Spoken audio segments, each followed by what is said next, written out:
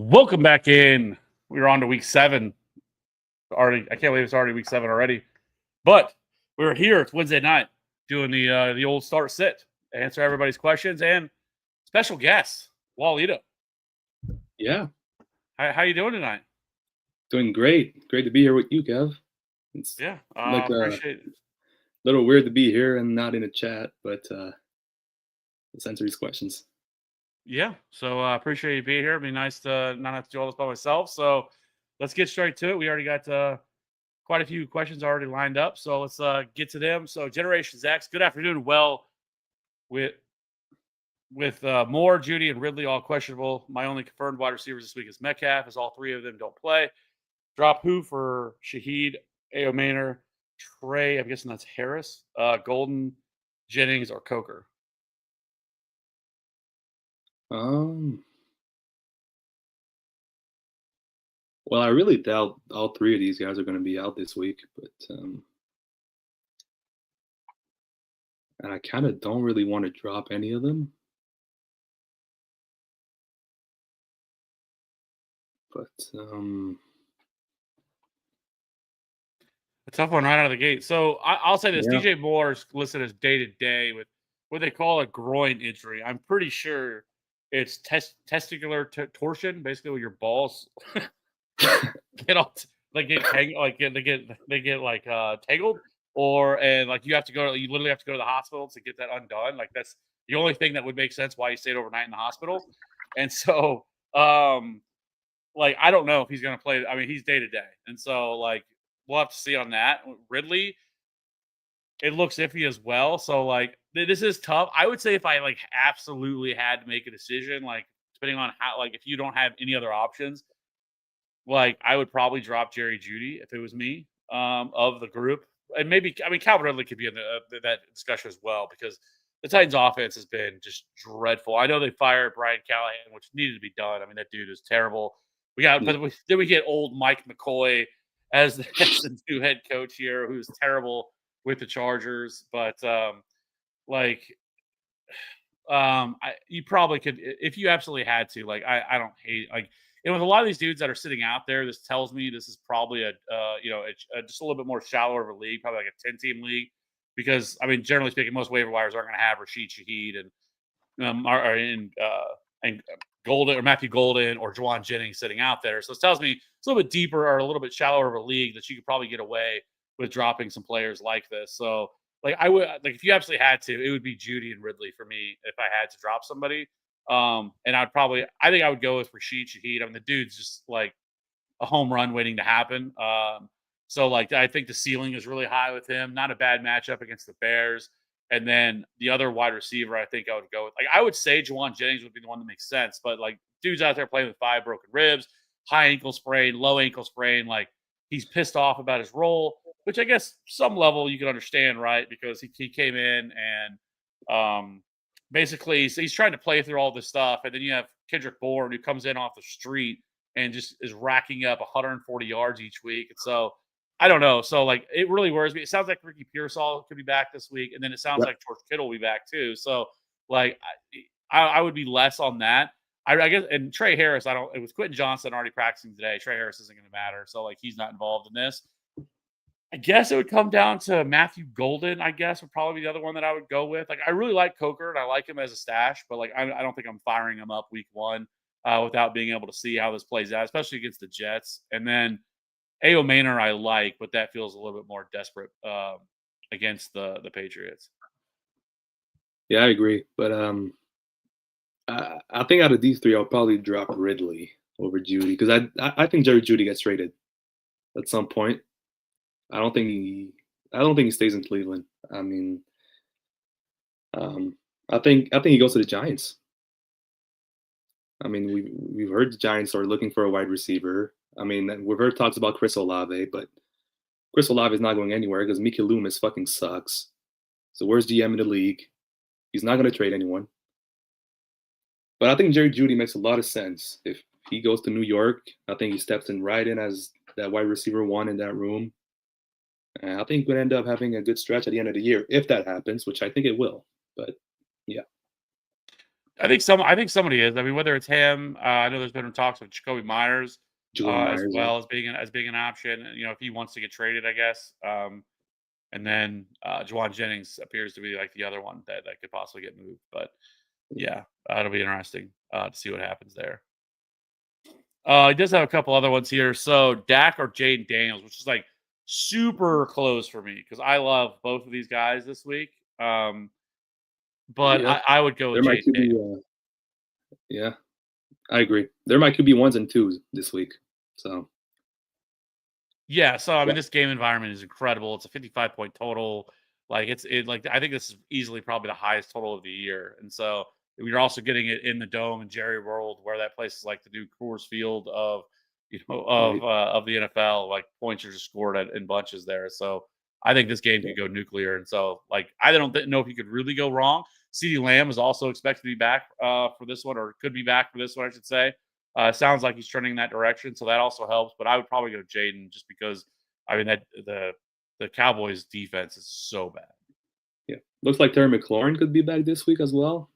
Yeah, I think that's probably a decent shot too. Yeah, Back so I had a limited practice today, so I think that's already a good sign that he might be able to play on yeah, Sunday. especially on Wednesday. Wednesday is always kind of the Yeah, fluky one, but if guys get back on a Wednesday, I think that's positive. So and then I did manage to snag the Chiefs defense as well. Like that. Love that matchup against the Raiders. And then lastly, pick three: Javante, Pollard, Warren, and ETN. did we answer the tight end question? Was there? Oh, you're right. See, we almost see. I would have skipped right over it. Ertz, Mayer, Taylor, Pitts, or Otten since Bowers will miss again. I did manage to snag. Oh, see, I just skipped right over that part of it.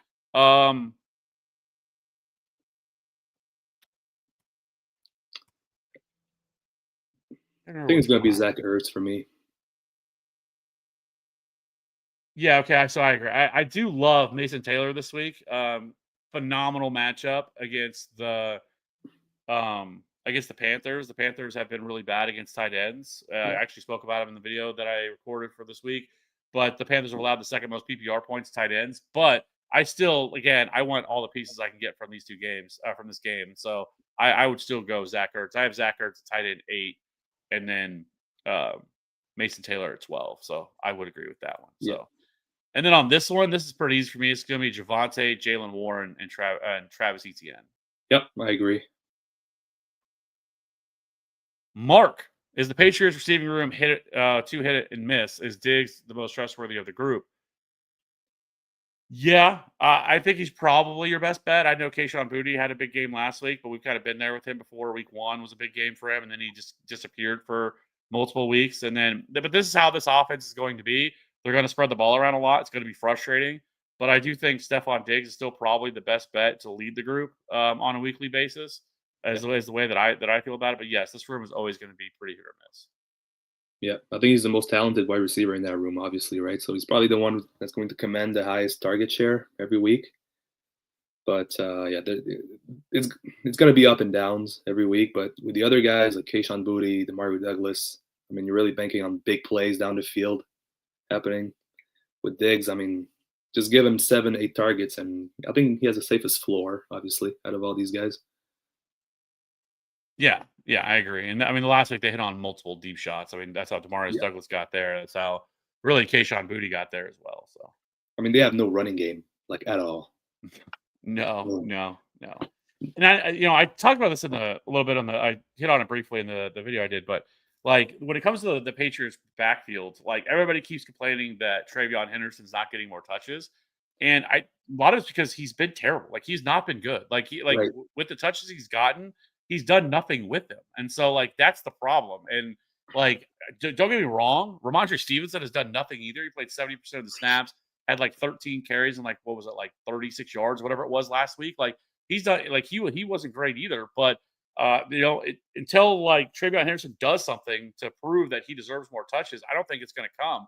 And so that's the problem in my mind when it comes to this backfield is that like everybody wants him to get more touches, but like until he does something with them, like he's not going to earn it. Like I think it'd be different if he was being super efficient and like he was breaking off long runs with these limited touches. Then it would be like, yeah, like get this man the ball. But like when he's been given the ball, he's done nothing with it. So until that changes, I don't see that happening. Yeah, I agree. So, Harold, hello, Evans, Olave, BTJ, Rashee Rice, need 3 non PPR. Thanks. For me, I'm gonna sit Olave out of this group, especially non PPR. I don't want any part of Olave if it's non PPR. I mean, this guy could go out there and catch 10 passes for 25 yards. So, um, yeah, I think it's pretty easy for me. I completely agree with you. Love Mike Evans this week if he plays, and then Obviously, BTJ, and then Rashee Rice, which thankfully he's back. Mark, your thoughts on Worthy now that Rashee Rice is back?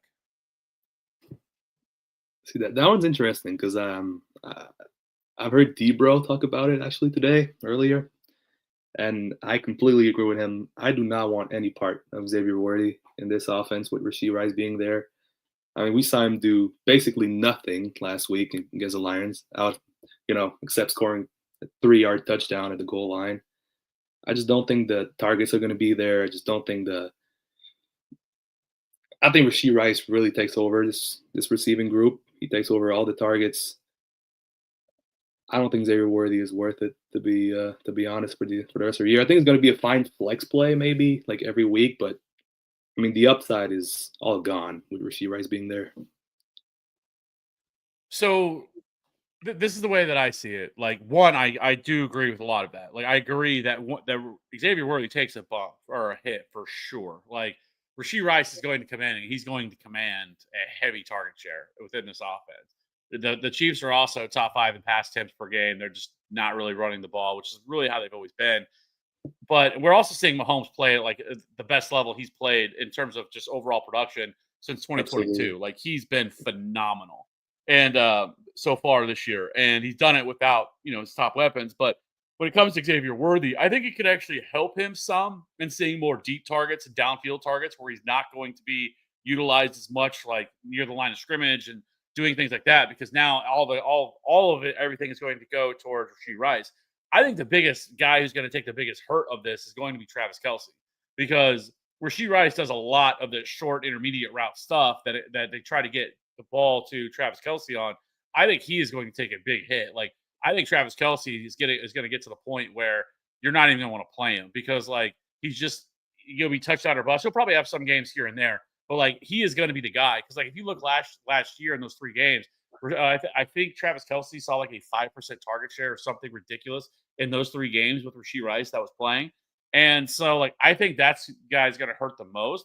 But they still spread the ball around a lot. Like, so you're still going to get some deep shots. Tyquan Thornton, he's still going to be involved here and there. I wouldn't be surprised if, Hollywood Brown's still going to be a little bit involved. Like, we don't really know because we've never seen with all of these guys, Mahomes has never played with all of them, because last year, start the year, Worthy really wasn't that involved, but Hollywood Brown was out for most of the year.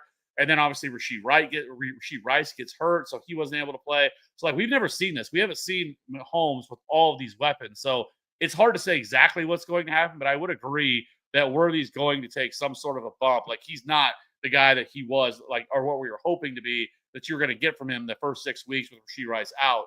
Now Rashee Rice is back. Like, I think there's definitely going to be some spike weeks in there for Xavier Worthy, but he's going to be harder to trust. He's no longer like a locked-in wide receiver 2.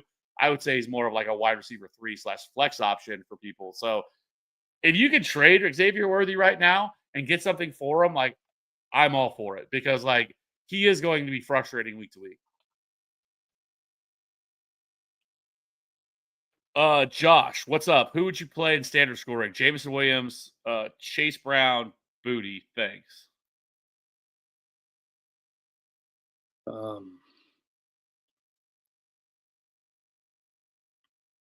I think it's going to be Jameson Williams for me. I think in this game against Tampa Bay, right? Yeah. I mean, just hoping that he catches the bomb down the field, right, and scores a touchdown. Because Jameson Williams is not a guy that's going to, get you 15 or 20 points solely with receptions. I mean, he's the guy who's going to be getting the yardage, find the end zone. I mean, Chase Brown, that's not an option for me this week, especially against the Steelers.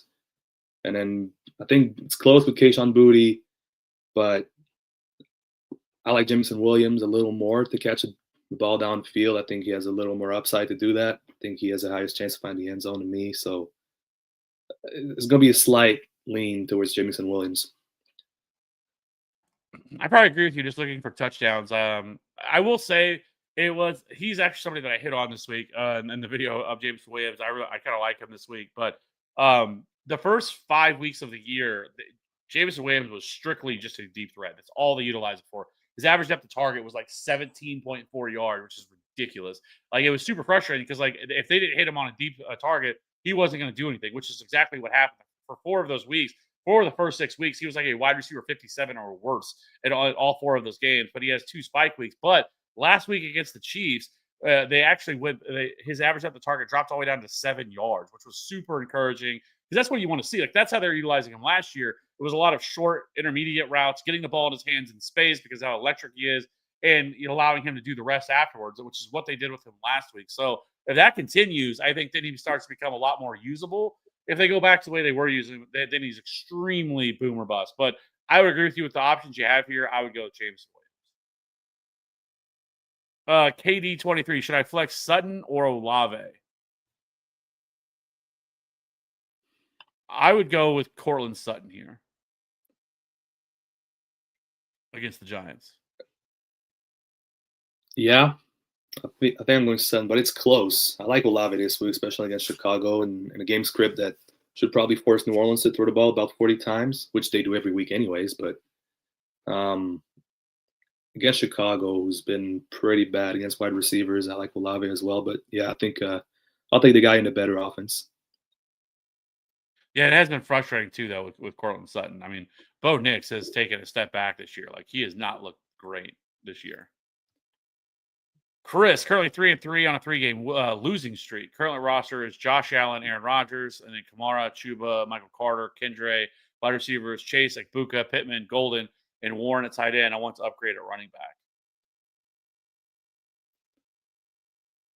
Yeah, I mean, I think you're probably looking to take one of these running backs, probably Kamara or Chuba Hubbard. I mean, Chuba Hubbard is probably like his lowest value right now with where Rico Dowdle has been doing. So you're not going to get anything for Chuba Hubbard at this point. I mean, you're looking at maybe trading Alvin Kamara and one of these wide receivers. I mean, I don't want to trade Jamar Chase or Ekbuka.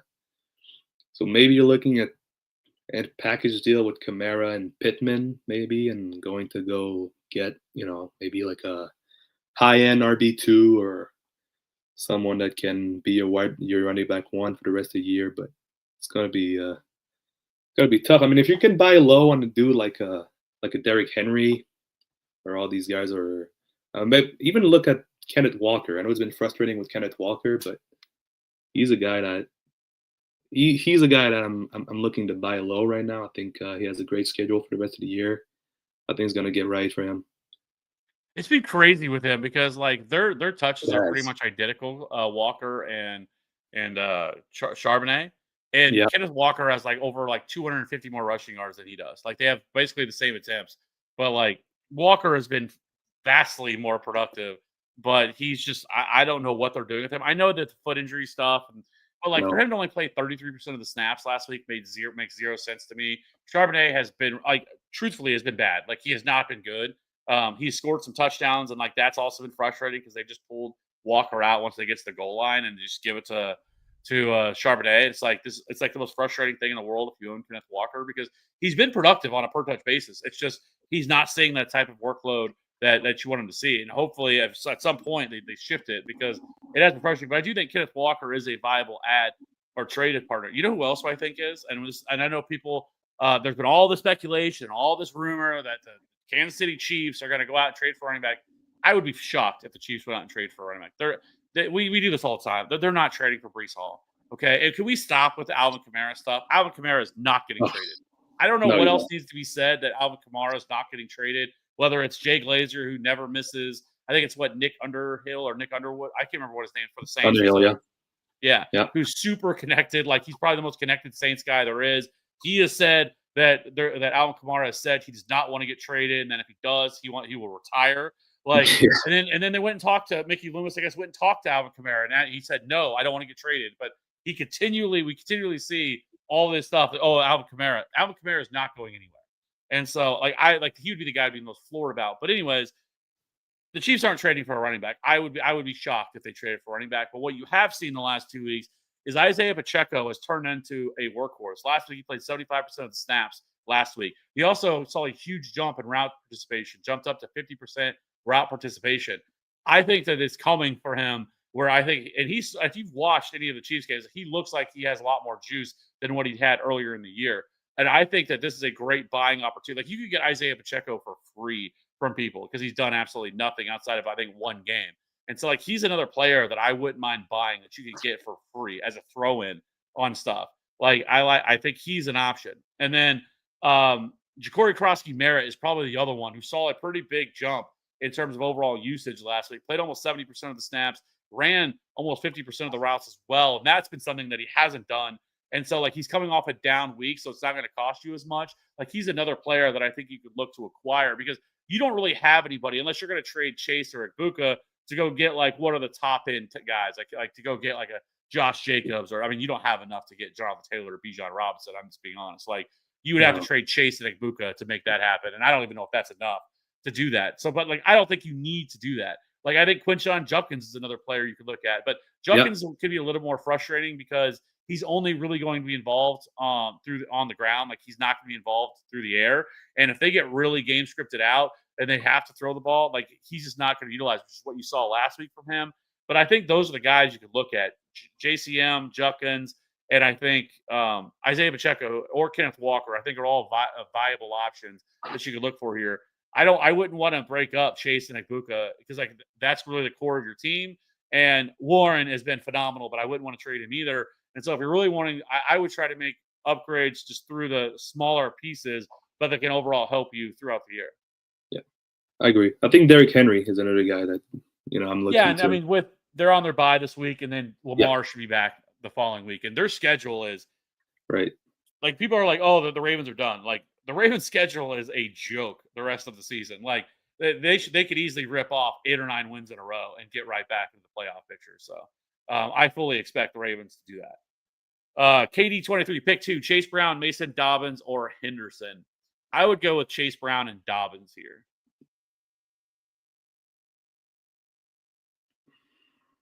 I'll go with Dobbins. If with the Mason, but with Mason, he is strictly touchdown dependent. If he doesn't score a touchdown, it's not going to be a good day because he's not involved in the pass game. That's my thoughts on it. Yeah, I think I still go Jordan Mason over Chase Brown. I just don't like his usage right now. Samaje Perine has been playing a lot more in the last couple of weeks. He's basically been playing on every third down, right? So Chase Brown is not playing on third downs anymore. Samaje Perine is taking all of that role. He's not going to go anywhere running the football against the Steelers. So just based on this matchup, I think I'll go with Jordan Mason. I do feel when it comes to Chase Brown, in terms of this matchup, this isn't as a scary of a game for them. I don't feel like this is a game they're going to get blown out or they're going to be severely behind. I think this is a game that they can kind of keep a little bit more closer because, for one, the Steelers just run the ball at such a high rate. They're not going to be out there throwing all over them and really scoring quickly. So I think there's a better chance that they're a little bit more into this game. And honestly, the Steelers have actually been more middle of the road when it comes to against running backs. They're not like the Steelers of old where they've just absolutely, been at the bottom of the league in terms of what running backs do against them. I think right now they're 15th, 16th in PPR points allowed to running backs. So it is frustrating with the role, but I still think Chase Brown is an okay, low end RB2 for me, where I really like Dobbins. But like I said, when it comes to Jordan Mason, he's not involved in the passing game at all. And you're playing the Eagles, and if they were to fall behind, he is game scripted out. So, Chris, thoughts on this trade? Ibuka, Warren, and Chuba for Judkins, Pitts, and Addison. Am I giving up too much? Also, Rodgers or Donald this week. Thank you. Yeah, you're giving up way too much in that deal. Tyler Warren. Yeah, because you're trading. Yeah, he might end the year as tight end 1. So you basically trading tight end 1 for the rest of the year. Ibuka is going to be a top 10 wide receiver the rest of the year. So yeah, no, I'm not doing that. Yeah, you're giving up way too much on Yeah, this. yeah. You're giving up by far the best two players. Like I said, like Junkins, I like Junkins, right? But like he's not anywhere in the same like category of these other guys. And like I said, like he's not really that much involved in the passing game. So again, like that's a frustrating aspect of him. And then Pitts is super hit or miss. Addison's like a wide receiver 3. So yeah, I would not make this move at all. I'm not trading it back Emeka Egbuka or Tyler Warren. Yeah. And then I'm going with Sam Darnold for the other question. Yeah, I would too. I don't mind Rodgers this week, but they're just so run heavy. It makes it a little bit harder to trust. Where I like Darnold a little bit more. I mean, Darnold's been, even though they've been pretty run heavy as well, and he hasn't really had to throw the He's been ball so like, good. He's been so but good. efficiency wise, dude's been phenomenal. Will, I traded Zach Charbonnet for Matthew Golden, PPR, good trade or bad? I think it's all right. I mean, we've seen Matthew Golden get more of these deep targets now than what we've seen at the start of the year. But I just don't think he's a guy that's going to be a plug-in play every week, right? You're just hoping he catches a 60-yard bomb every week, but I mean, I think he's going to be limited to 4 or 5 targets every week. I think his role might expand a little bit, but I mean, Charbonnet is probably like one of the best handcuffs you could have, right, for the rest of the year. So that's a guy I want to have on my team, but I don't hate it. I don't hate it either. The only thing that would worry me is Christian Watson is supposed to be back like very soon, and he's also kind of the field stretcher. So I wonder how this is going to play out. And just with how much they spread the ball around, it makes me a little bit nervous. Like, I don't think Matthew Golden's ever going to be a guy that's going to command like 8 or 9 targets every single game. So like Right. it's going to be frustrating with him. Like I probably would have rather have had Charbonnet. Like I think you probably could have got more for Charbonnet than Matthew Golden. But I don't hate it either. Am I crazy if Devon Achane misses time, Jalen Wright would be promoted to starter, and Ollie Gordon stays in the current role? Yes. Yeah. Yes. Ollie Gordon would 100% be the starter there. It would not be. I think they have zero interest in Jalen Wright at all. Jalen Wright's been awful. Yeah, he's not good. Terrible. Yeah. Like I don't think he's on this team next year. Like I think it would be 100% be Ollie Gordon. Like if Devon Achane were to miss time, I think it would be Ollie Gordon. Armando, which running back for Chargers? It's Kibati Vidal. Yeah, I mean we saw it last week. It wasn't even close. Yeah, no. And Hassan Haskins has always been just a dude. So at least Kibati Vidal, there's always been kind of a little bit of like he was an interesting prospect and everything else whenever he came out, and he looks really good. But I will say to people, it was against the Dolphins. The Dolphins have been so bad against running backs that, like, I'm not expecting what he did last week to continue. Like, but I still think it's a favorable role. He's going to be the pass catcher as well. So if they fall behind, he's going to be a little bit more game script proof in that way. But it's easily Kibati Vidal first two. Rams or Seahawks defense? I'm going to go with the Seahawks defense at home. Yeah, I agree against Houston. I mean, I like the Rams this week as well. The Rams aren't a bad option. The Jaguars, you can pass on the Rams, and so it'll be interesting to see kind of. But I will say it's a London game, and those games, I don't know, those games have been so gross. I feel bad for people that had to go watch the Jets, the Broncos game last week. Oh like, my goodness, 13-11, just absolutely brutal. But those games get kind of weird. But I will say with the Seahawks defense, we know the Houston Texans, their offensive line is so bad. They can't really run the ball. And the Seahawks defense has been wrecking havoc all year. They're number 2 in sacks, behind only the Broncos, which is just like almost lapping the field at this point. They have 30 sacks compared to 20 of the Seahawks. But the Seahawks done an incredible job getting the quarterback. And so I would go Seahawks here for me. Yeah. Chester traded Pickens and Scatterboo for Justin Jefferson. Like that.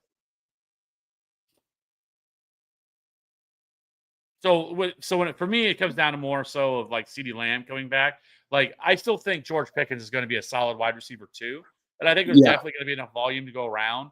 But like we kind of saw a little bit, like with Pickens, like he was a little bit more hit or miss. Like he's still going to have big games, like, and he's still going to be a usable, I think, wide receiver too. Scatterboo, he worries the shit out of me with the way that he like. he is always just throwing him. Like we talk about Isaiah Pacheco a lot and like how he Yeah. runs. Like this dude's on steroids compared to Isaiah Pacheco. Like he is constantly like throwing himself into people. Like it just feels like it's a matter of time before he gets hurt. Like he does something and something happens to him. Like he's fine. Like he's a good option for sure. Like and he's played really well. But I mean, if you can get an elite wide receiver like Justin Jefferson for George Pickens and Cam Scadaboo, depending on what the rest of your roster looks like, I'm fine with it. Yeah, I don't hate it, but yeah, really depends on what your roster looks like. That's true. Yeah, especially if it like takes away from your running backs or whatever. Will Matthew Golden, Cooper Cup, or Mike Evans if he plays? I feel like we're both going to be on the same page, but I'll Yeah, say Mike Evans. yeah, easily. Yeah, I felt like we were probably the same, but just wanted to make sure. Yeah. Rupp, what's up? How's it going? Need help with my wide receivers at flex and a flex. Debo, Hollywood, Jennings, Booty, Coker, Mike Evans, Mooney, Dobbins, Kamara, and Kittle. So I'm assuming he needs 2 receivers, Yeah, he does not say. but if it is 2, I'm going with Mike Evans and Debo.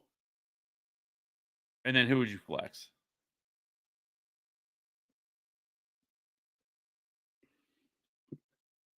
It would probably be J.K. Dobbins against the Giants. Wouldn't be George Kittle. I mean, who do you have at tight end that you can flex George Kittle?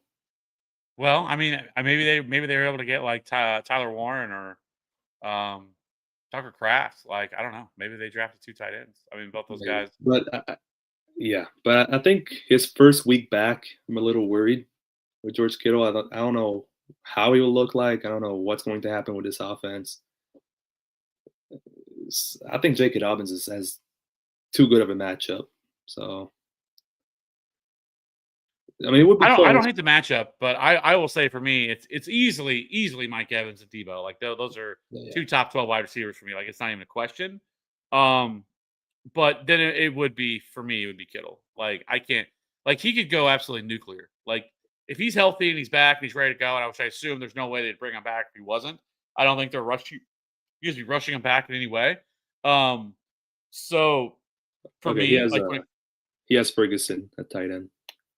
okay, so that makes sense. I didn't think about that one. That probably made a little more sense just because of I think like for a lot of people some people didn't even draft Jake Ferguson, but yeah, I mean Ferguson's been phenomenal. But I would go Kittle. I have Kittle as a top 4 tight end. I actually have Kittle ranked ahead of Jake Ferguson this week.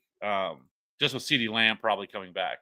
Like I have Kittle at 3, Ferguson at 4. So would you play Kittle at tight end and then Ferguson in the flex, or would you go Dobbins? I would be comfortable with going with both of them. Like I think both of them are actually really good plays in this matchup. And both of their matchups, I should say. Like I don't mind at all. I mean, I don't hate Dobbins. I don't want to sound like I don't like Dobbins this week because it is a good matchup against the Giants. But it just worries me because the Broncos offense looks so bad. And so like it and the Giants defense is respectable. Their front is phenomenal. Like and so, like, it wouldn't shock me if they had a little bit of trouble here with the Giants in this matchup. So, like, I like Dobbins, but I think he's more of like an RB2 for me, like a low end RB2. Oh, and Rupp says that he needs 3 wide receivers too. By the way, Oh, I think the third one would be Kayshon Boutte. I probably agree with you. I would love to say Mooney, but I need to see it first from old Darnell Mooney. I love Darnell Mooney. I'm a Darnell Mooney guy, but I need to see it first from Darnell Mooney before I plug him into a lineup. And then Hollywood with Rashee Rice back, like I have much less interest than that. And then Jauan Jennings playing straight out of the hospital. Yeah. You know, I think what would be like, so how would you feel about, because a couple guys that I talked about that I think are kind of interesting plays are Zay Jones, who I know is widely available for people, and Jordan Whittington is the other one because Puka Nacua is likely out. Would you have any interest of any of them Yeah. over who he has?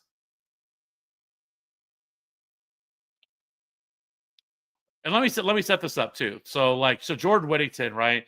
Who will I don't think Puka plays this week. I would be shocked if he did, considering they're on bye next No, week. because the Rams are on bye next week. So Yeah, so like it would be really ridiculous to me for them to have them come out there and play and then get him hurt even more when you can let him sit for one right. week and then have him get another week off. But anyways, so I have Devontae Adams, the top 5 wide receiver, expecting Puka out. But with Yeah. Whittington, I think he plays that Puka role, which is what he did last year when he missed time. And last year he had 2 games with Puka out. He played 90% of the snaps. He received 18 targets, and he finished with 12.2 and 15.9 PPR points in those 2 games. So I like Jordan Whittington as a flex option this week and somebody that you can kind of plug in. Obviously, Devontae Adams wasn't there last year, and it was kind of the ghost of Cooper Kupp. But like we've seen that obviously he's been able to support multiple wide receivers, and Matthew Stafford is like the wide receiver kingmaker. Like he just turns wide receivers into studs. And so like I wouldn't I with the options you have here, because I could poke holes in all of them, I wouldn't mind just streaming Jordan Whittington for this week. And then Zay Jones, he was targeted 8 times last week. He turned that into 5 for 79 against the Colts, but it was a easier matchup. The Colts have actually been really bad against wide receivers this year, so like it was a easier matchup than what you're going to get Packers. But I will say they are at home this week. But if Marvin Harrison is out, then Zay Jones would also be. But would any of those guys interest you, or would you just stick with Kayshon Boutte? I think Jordan Whittington is probably the one that piques my interest a little bit. So I wouldn't mind playing him over Kayshon Boutte this week. I mean, with Zay Jones I don't know, that was with Jacoby Brissett, obviously. And it does look like Kyler Murray might be playing this week. So I don't know, but I like Whittington, yeah.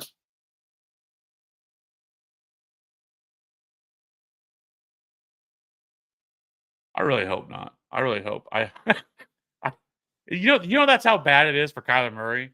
Is like this shows how bad Kyler Murray is, and people were happy that he was actually out last week, and just how good uh, I this know. offense looked without Kyler Murray back there. But Yeah, it yeah, hasn't been great he for was Arizona. limited today, or estimated to be limited today with his foot injury. Yeah. I don't know. I hope. It's sad to say it, but I hope Kyler Murray actually doesn't play. And I hope it's Jacoby Brissett. But anyways, all right. Emilio, if MHJ can't go Sunday, do you start Shaheed in a standard league, or would you drop Woody Marks or Bam Knight for someone like Bourne, Juju, or Luke McCaffrey? I'd roll with Shaheed. Oh, man. I would say if Kendrick or if Ricky Pearsall is back, I would then probably, and Kittle, I would have less interest in Kendrick Bourne. But if Pearsall didn't play, I probably would actually prefer Bourne. And I'm fine with dropping Bam 9. The Cardinals are on bye next week. And then, I mean, we have to remember Trey Benson's going to be back. Like, it's not Trey Benson's out for the year. And so by that point, obviously, he still has 2 more games to go because you have to sit out 4 games. It's not 4 weeks, it's 4 games. And so he would still have 2 more games to go. But like, I don't know. Like, I don't know if Bam Knight like kills you if you didn't have him, right? So if you absolutely had to, and especially with them going on bye next week, like I probably, if I had to, I would just pick up Kendrick Bourne of those options. But I get it.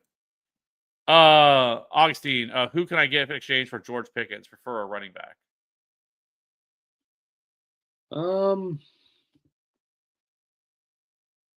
I think realistically, it could look like you look at a guy like maybe Quinshon Judkins. I think that's the guy that would be interesting to me to trade for George Pickens. I think Kyren Williams maybe kind of that high end RB2 range of running backs. Because you're not going to get you're not going to get like a Javonte Williams or a Josh Jacobs or a Jahmyr Gibbs, right? What I think about Bucky Sa- Irving? I like that. Just like with him injured, like it does though give me pause. I'm surprised. Like it's starting to look like he might be out for longer than what people were. 'Cause I saw they added a running back to their practice squad, which could be nothing. But um, I would have thought he would have been back by now. But they are on bye next week, so like Yeah. I think it's fine. But I do think that like you might be able to pull a Bucky Irving with how long he's been out. Yeah. Pickens is coming off some I think monster maybe. games. Yeah. I think maybe you could look to buy Saquon Barkley, but that's probably not going to work. But I mean, Saquon, it's interesting and I want to talk about it with you because Saquon's been all right, but he's been so bad this year, right? I mean, he's not breaking tackles. He's not making the explosive plays that he was making last year. He's not getting the work that he was getting last year. I mean, we see him getting less and less carries every week. So I mean, I don't even know if I want to buy Saquon Barkley. Yeah, it's been frustrating with him, and then you're getting the Eagles out here doing 4 tush pushes in a row, which is great. Like just love that for anybody. But the crazy thing is, like, he's still handling 84% of the opportunities, like, of the backfield, which is number one among all running backs. But you're right, like, he's not being explosive. He's not really all that involved in the passing game, which is crazy to me because their offensive line has not been nearly as good as what it was. Like, they have a lot of injuries to their offensive line.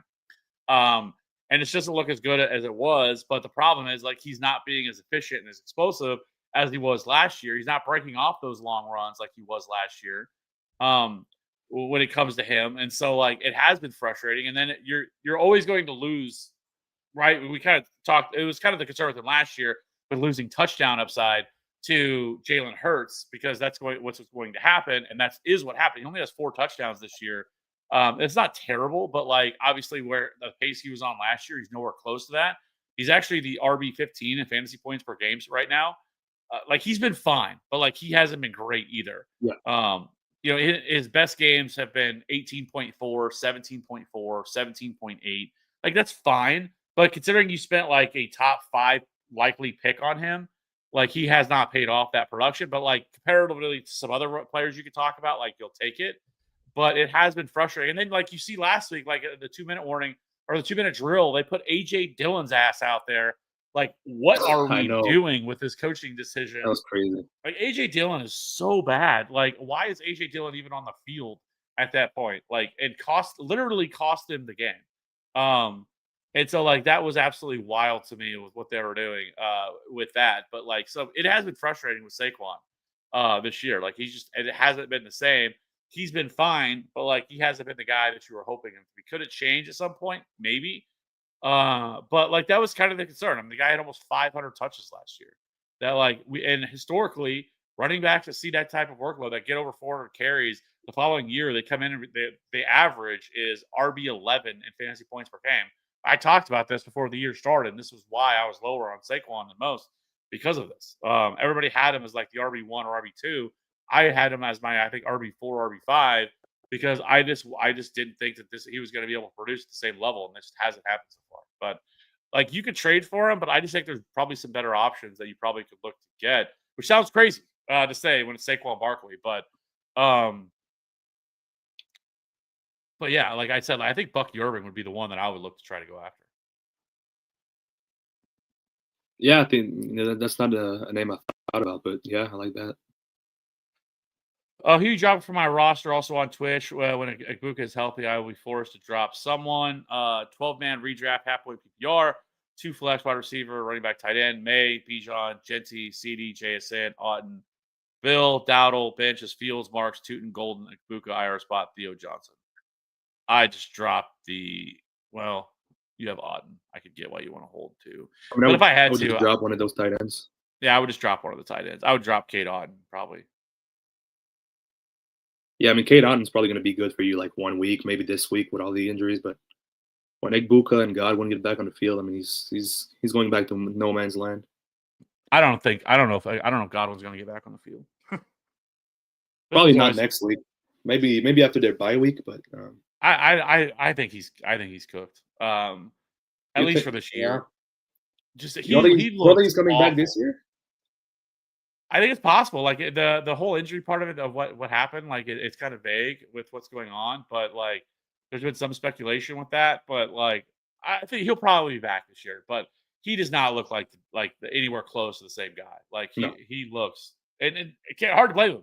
Like the dude's had multiple different injuries, multiple surgeries since he got hurt. And like I said, I mean, it wasn't just the original injury, which was terrible. And then over the offseason, he had to have another surgery, a tightrope surgery, which I've said that like that's the same injury that like Tony Pollard had, Mark Andrews had, and you saw those dudes for like basically the first year back, almost or at least half the year, or if not more, they were nowhere close to the same player. Like that is such a rough injury to come back from. I don't think Chris Godwin at his age is going to like he's droppable to me. Like I have no interest in even holding Chris Godwin at this point. Yeah, But obviously. Yeah. yeah. But yeah, I mean, I would just drop probably just like I said, I would drop Kate on. Half point PPR, BTJ or Brees Hall. It's gonna be BTJ for me. Yep. 4-2, most points scored in the league. Good for you, J Cup. And I don't know. That's not kind of condescending. I didn't mean that. That it did come off that way. Oh, I just some of the way it just came out of my mouth. I was like, oh, that sounded not great. Anyways, Wandale or Judy rest of season. I would go Wandale, I guess, considering the situation. Yeah, I mean, as long as Judy stays in Cleveland, it's going to be Wandale Robinson. And it's crazy with Jerry Judy, right? Because I mean, he's been getting the targets, right? He's been getting targeted like 8 to 12 times every week, but he's been dropping the ball every week. And I mean, most of his targets are always uncatchable. And he's just been bad. I mean, just like this entire Cleveland offense, but it's crazy with Jerry Judy. Yeah, he's been targeted 48 times, has 20 catches for 240 yards, no touchdown. Unbelievable. Brutal. That's crazy. His highest point scored it was 11.6, and that was week 1. And since then, he hasn't scored over double-digit fantasy points once. And if I'm not wrong, I think he's I believe I saw earlier I think he's top 5 or top 6 in the league in air yards this year, and he's done nothing. Yeah, he's 4th in air yards. Yeah. Yeah. Especially on an offense that's first pass plays per game, but his catchable target rate's only 58%, which is 87th. Yeah. So yeah, brutal. So, and he's first in first read targets, or he's 7th, excuse me, in first read targets. Like all the stuff is there. It's just the targets are uncatchable. The quarterback situation is absolutely dreadful. Yeah, brutal run out for Judy. You pray for a trade to happen. Oh yeah. Sam, trade Rice and Dobbins for Gibbs and Pittman. I would make that trade. Yep. And I love Rashee Rice, but I would make that trade. Yeah, I agree. If I can get Gibbs, which is easily the best player in this, and Michael Pittman, who's been a respectable like wide receiver, low end wide receiver 2, high end wide receiver 3 this year. And also should be noted that out of nowhere, which I guess it does take some time sometimes for concussions to show, but Josh Downs was put in concussion protocol today. So I'd be surprised at this point if he even plays this week, which is a boost for Michael Pittman. Yeah, I mean, if you can get Jahmyr Gibbs, I would 100% get Jahmyr Gibbs. I mean, especially after the bad game he had last week, I'm not worried about him. Yeah, team is stacked because it's a work league. I fleeced in 2 trades, gave Chase Brown plus Bowers to get Akuka plus Ginty in week 3. Then week 5, traded Pollard plus Odunze to get Bijan. Good for you, sir. That's amazing. That's incredible. Yeah. Tron, need 2 wide receivers in a flex PPR. Nico, Olave, McLaurin, Devonta, Jalen Warren play Thursday. Ooh. The wide receivers for me is going to be Nico. Right. So Nico is a lock, but after that, I want to say McLaurin so bad, but man, he has done nothing so far. It's kind of like last year, but now it's extended even longer because last year was like the first 3 weeks of the year McLaurin did nothing. and then all of a sudden, like everybody was moved off of traded him, and then he just went nuclear the rest of the way. Um, but and this is a spot he could definitely go nuclear in. But I probably lean Olave, just feeling a little bit more comfortable with him instead of McLaurin. And then at flex, I would go Jalen Warren. I agree. I would love to. I would love to say Devonta Smith, but I mean, if it wasn't for Jalen Hurts overthrowing him for like a 90-yard touchdown last week against New York, I mean, we wouldn't be talking about this.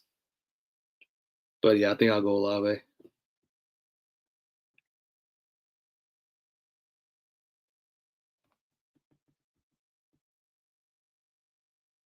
Or live trade off Rico for Bowers. I'm doing that. Oh yeah, if you can get Brock Bowers, I would do it. Yeah.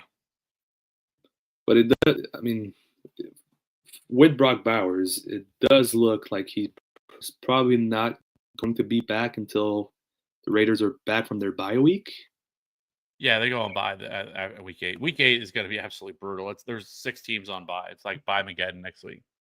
Yeah, so he's coming back week 9, but then he gets Jacksonville, Denver, Dallas, Cleveland, then the Chargers again. So he has some great matchups. Yeah. I would do that. And it's good. I mean, Rico has been phenomenal. And Rico Dowdle's been awesome. But if I desperately needed to, especially with the team that you have, I'm assuming it's the same team. I'm doing it. Trying to see if he said who's. Oh yeah, that's right. He had Auden and Theo Johnson. So yeah, I'm definitely doing that. We're just you're like one Infinity Stone away from having the gauntlet with that team.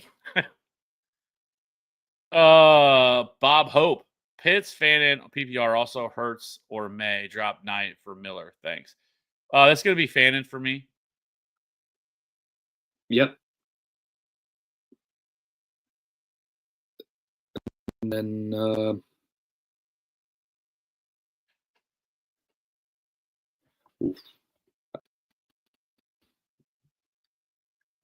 but I'm gonna go with Drake May. I mean, I'm Drake gonna go May has Jalen been Hurts. a dog. I just don't know with this matchup against Tennessee. I just don't know how much he's going to need to do. I mean, obviously, in this game against Tennessee, I would love to tell you that Patriots are going to run the ball all day, but they can't run the ball. They have no running backs. They have no one that can run the ball 20 times.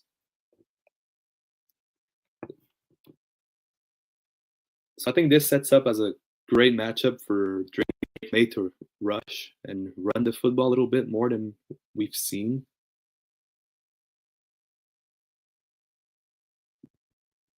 But yeah, I'm going to lightly lean with Jalen Hurts. Yeah, I would go. It is close for me. Actually,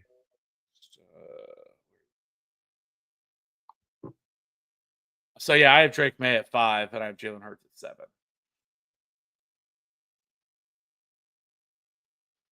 So, yeah, I would go. Drake May. I can't.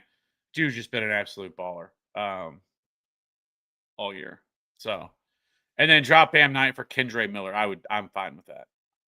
Kendre Miller, I think, has a better just overall season long outlook. Where Bam Knight, once Trey Benson goes back to probably being useless. I agree. And I did see Bam Knight also. I guess he still got a limited practice, but I guess he dealing with a little bit of a knee injury. So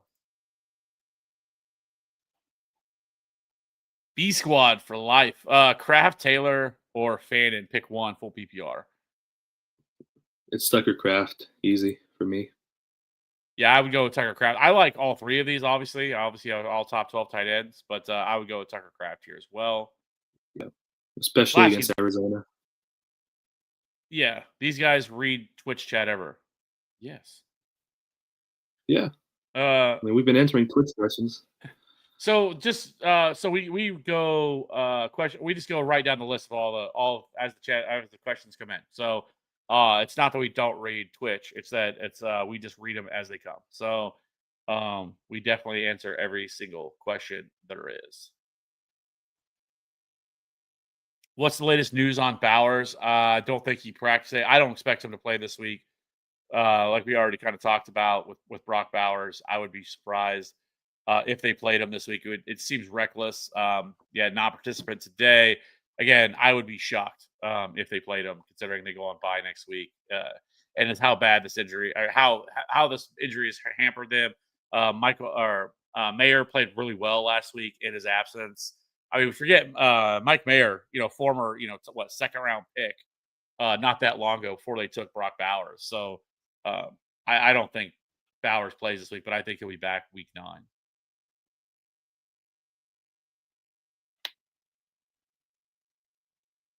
And then Emilio, Swift or Javonte in a standard league? I'm going Javonte. Yep, 100%. Rides the waves. Henry to the Chargers. I've seen a lot of speculation that the Chargers trading for a running back. I don't understand why though. Like Amarian Hampton's back this year. Like he's not out for the year. Yeah. I could see that, but like I don't think it's happening either. Like I don't see them making any move, and especially with the way Kamani Vidal has played, I think it just bought them more time to say, okay, we don't really need to do anything. But the issue is not the running back really. The issue is their offensive line is completely destroyed. Like Joe Alt, Rashawn Slater, they're missing some of their interior pieces as well. Like the offensive line is absolutely terrible. Like they're like 31st in pass protection right now. Like they need offensive linemen. They don't need a running back. They need offensive linemen. Yeah. True Teller fellows got a trade offer. ETN for I'm assuming that's Ted McMillan.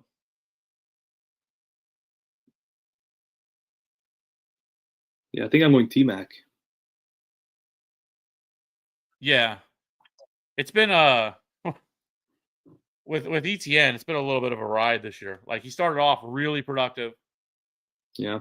And then he's kind of went back to the last couple of weeks, just back to being Travis Etienne, Started off really well, and then like the last 2 weeks, he hasn't scored double-digit points, hasn't scored a touchdown, hasn't topped 60 yards, total yards.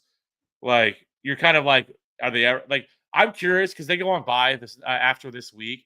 I'm really curious if they look to switch it up and go and give Bashal Tootin after their bye. Because like rookie bumps after the buys just happens all the time. It's when it tends to happen, where they install something new. I really wonder if Bashal gets more run after their bye week because ETN has not been great, and at least more early down work. Let me put it that way. I don't think Tootin's going to come in and just like take the job from him completely, but like start to get like because we kind of saw this, and this is Liam Cohen who had Bucky Irving, right? And last year, this is kind of the way it went last year, early in the year with Rachaad White. Rachaad White was showing that he couldn't do anything, and they finally started giving Bucky Irving more and more touches.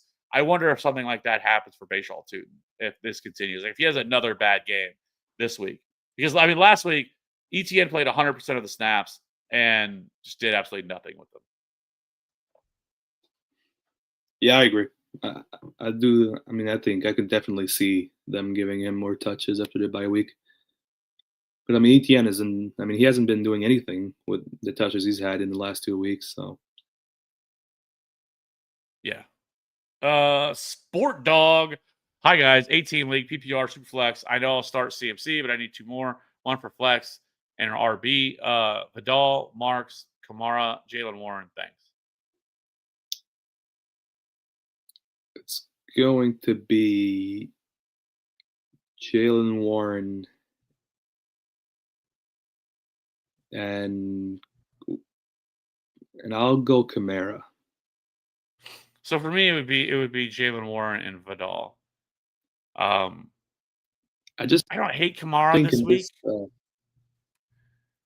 but like I do think that against Chicago, yeah, I just think that against Chicago in the game that the Saints are going to be behind. They're going to have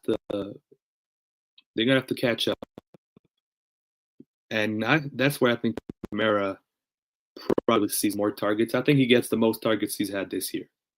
I think this week is probably going to be the game that he gets used properly as a receiver for the first time this year. And it's been getting better, right? He only had 2 targets, I believe, in week 1 and week 3. and then he's had at least 5 targets in each of the last 3 weeks. But they've been getting him the ball. I mean, he had 5 for 45 last week against New England. I think that's a number that could definitely be repeated this week in Chicago, if not more. And I just think that even on the ground, it probably gets better for him. So I think it sets up well for Kamara this week. But I do like Vidal.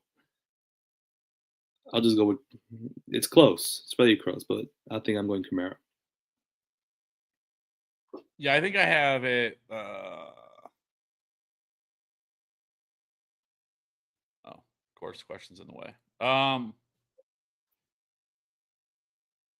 Yeah, I have Vidal. So I have Vidal at 20, and I actually have Kamara at 25. For me, he's more of an RB3, and so like because also the last 2 weeks it's basically been like a 50-50 split for him in terms of snaps. Like he's played 50% of the snaps, and then I think the return of Taysom Hill also just limits his goal line upside.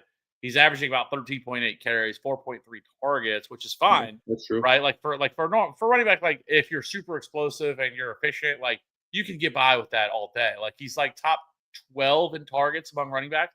But that's the allure of Alvin Kamara has always been his usage in the passing game. Like last year, a 20% target share. This year, he has a 13% target share, which is not bad. Like it's not bad for a running back, but it's not enough to get it done when you're not seeing goal line work or anything else. And so, like he's RB 27 in fantasy points per game.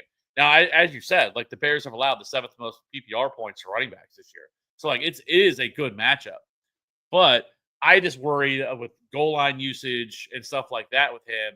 And now that you're seeing, Kendre Miller get more early down work too, like it just worries me with Kamara. So like, I think probably Kamara has a safer floor, but I think Vidal has probably a higher ceiling. As crazy as that sounds. Yeah, I just think he's going to be fine even if he doesn't find the end zone. With Vidal, it's just, I mean, last week obviously playing as Miami, that's the one thing that kind of makes me worried a little bit. It was against Miami. It was probably the worst run defense in the league. Now to get the Colts this week, which in my mind is probably going to be a matchup where Justin Herbert throws the football about 40, 45 times.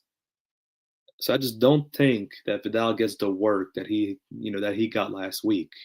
That's my main worry. Well, I will say that at least for a positive for him last week was in a game. I mean, he ran, about 41% of the routes, but he saw 4 targets last week in a game that they were pretty well in control of for most of that game. And so like Quentin Johnson is back, so that adds a little bit of a wrinkle into it. But he is definitely the pass catching back. So if they were to fall behind, I think he would still be the guy. So like that's why I just slightly prefer him a little bit. And like I said, the role he had last week, 70% of the snaps, 18 carries, like he's clearly the lead back where Kamara just feels like he has a lot going against him, I guess. But it's not like I'm not that far off. I have 5 spots lower, basically. Yeah. So.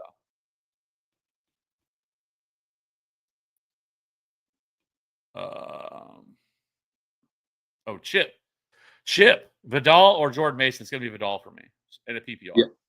Yeah, I agree. Fake trade. I was baited. Those sons of bitches.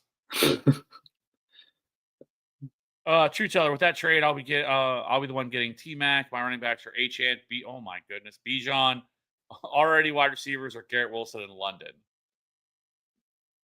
Yeah, I mean you don't need Travis Etienne. No, with Achane and Bijan, that's like a cheat code. Yeah, and Bijan, I mean he's already got past his bye week, so I mean you're gonna have him every week the rest of the way. And then Achane, I think his bye week is pretty late in the season, so yeah. It's crazy that Bijan's on pace for 1,100 receiving yards right now. Yeah, he's gonna go for 1,000. He's gonna go for yeah. I mean, I wouldn't be surprised if it's like 1,200 and 1,200. That's how good he's been. Yeah.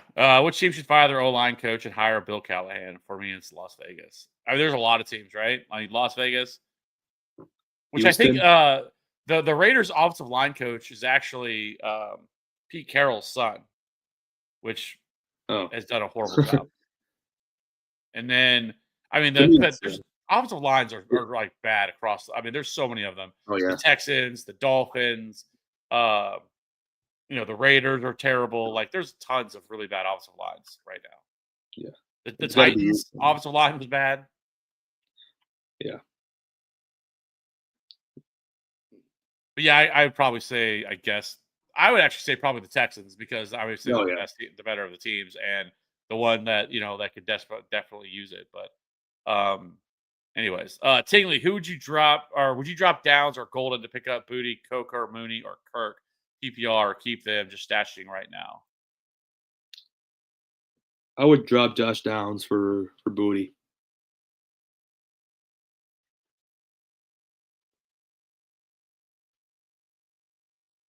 Honestly, like, I don't hate that, but like, I think he's gonna have more usable weeks just because of the way he's utilized.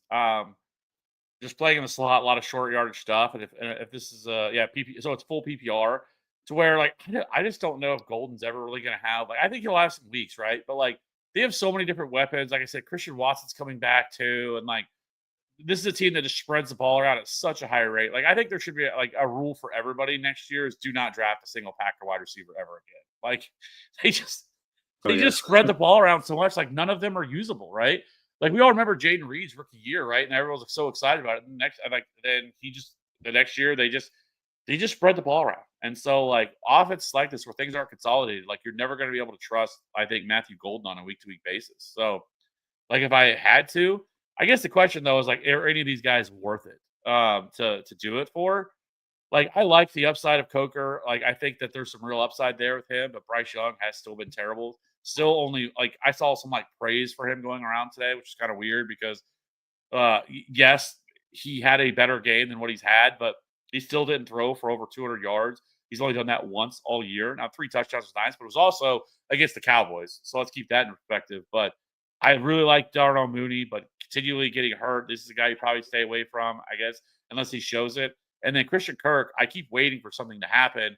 But then they also have, obviously they're 2 rookies that they spent, decent draft capital on that at any point could take on a bigger role. So I probably honestly hold both of those.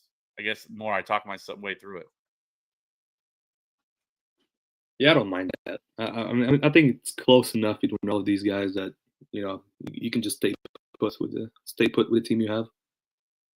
Yeah. Over on Twitch, should I trade away Pickens and Junkins to receive Sutton and Kyron? No. Yes. You would do that. Okay. Tell me why. Yeah. I think I would take Courtland Sutton over George Pickens. I think just rest of the season with CeeDee Lamb being back, I think Courtland Sutton is probably the receiver I want between the two. And then Kyron and Judkins, once again, it just comes down to which running back you want. I think I have Kyron Williams a little bit higher rest of the year for over Quinton Judkins. So it's close, but just going, with the position battles, I just would rather have the two guys on the right. But it is close. Yeah, I guess when I look at Sutton, like he's fine. He is who he is at this point. Like he's never going to be like a number one. He's more of just like your wide receiver 2. I just think the ceiling is higher with Pickens because of the offense that he's in. This team is just. I mean the comparisons have been made multiple times. I've said it. Everybody said it at this point. But they are like the Bengals of this year. Like just a really bad defense with an elite offense. It's just going to throw the ball at an incredibly high rate. They're always going to be in shootouts. They're always going to have to throw the ball. And so, like, with that, like, I just think that, like, Pickens just has a higher ceiling on a week-to-week basis. As far as Kyron, like, I would take Kyron over Judkins. Like, this isn't, like, that kind of argument. But still, like, he's kind of a limited player because he's not generally heavily involved in the passing game. I know he had the outlier week where he saw 10 targets against San Francisco. But other than that, it's been a bunch of 2s and 3 target games. He becomes touchdown dependent. Now, I will say he continues to do it. That's really been his calling card over his first over the last few years, and he already has 5 touchdowns this year, which is top 5. He's a 10th in fantasy points per game. He's not terrible, obviously, but I would take him over Judkins. But I think overall, like I probably still prefer Pickens and Junkins. Like it is close, but like I don't know. I guess it would depend on overall what the rest of my team would look like as well. Just because I just feel like on a week to week basis when it comes to Sutton, like there's a lot of volatility in that profile. But I understand the argument for Yeah. sure. Trade Bucky or Genty for Javante. I'm 6-0. I also have Rashad White. I'm leading trading Genty if I had to choose one. I would, but it would be Bucky.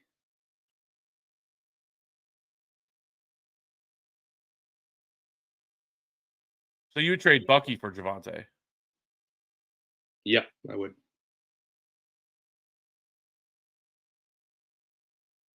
I mean, if I had to choose, is this crazy though? Just like take a step back and think that we're like people are like considering trading who was a first round pick this year, Ashton Genty, and then Bucky Irving, who was a second round pick this year, for Javante Williams, who was like free, like Yeah, like he yeah, was like 11th, 12th round pick that nobody wanted, even though like the Cowboys did everything to tell us that he was going to be the lead back. Everybody was trying to hype up the rookie in Jaden Blue, who's done absolutely nothing, nothing. and he was absolutely free. And now we're considering trading, a guy that you drafted either late first, early second, and then Bucky you drafted late second, early third for Javante. Yeah, it's been a crazy year in fantasy, especially with all the injuries that we've had this year. Yeah. If I had to choose, it would probably be for me. It'd be Genty, just because of this how bad this offense is, and I for the life of me don't understand why they don't because he just can't get anything. Like when you get him in space, he looks like the guy that you understand why they drafted him with a top 10 pick, like they did. Like he is incredible in space. Like makes guys miss, incredible tackle breaker. But like the problem is he can't get in space. And so Yeah, like it's super frustrating when it comes to that. And so yeah. I mean, this like offensive line is not helping him either. no, and then they lost Colton Miller to an injury, who was their only like good offensive lineman.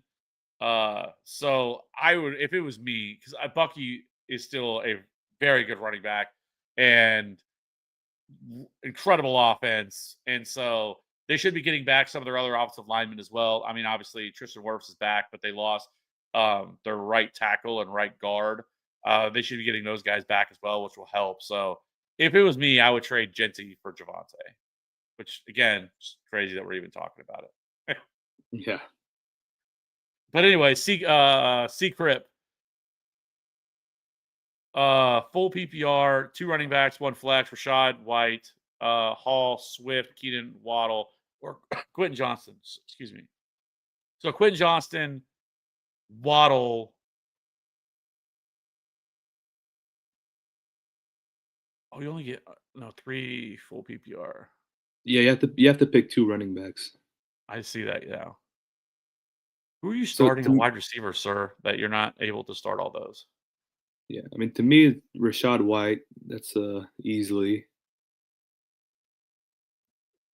And then I think I'm going Brees Hall over DeAndre Swift, but it is close.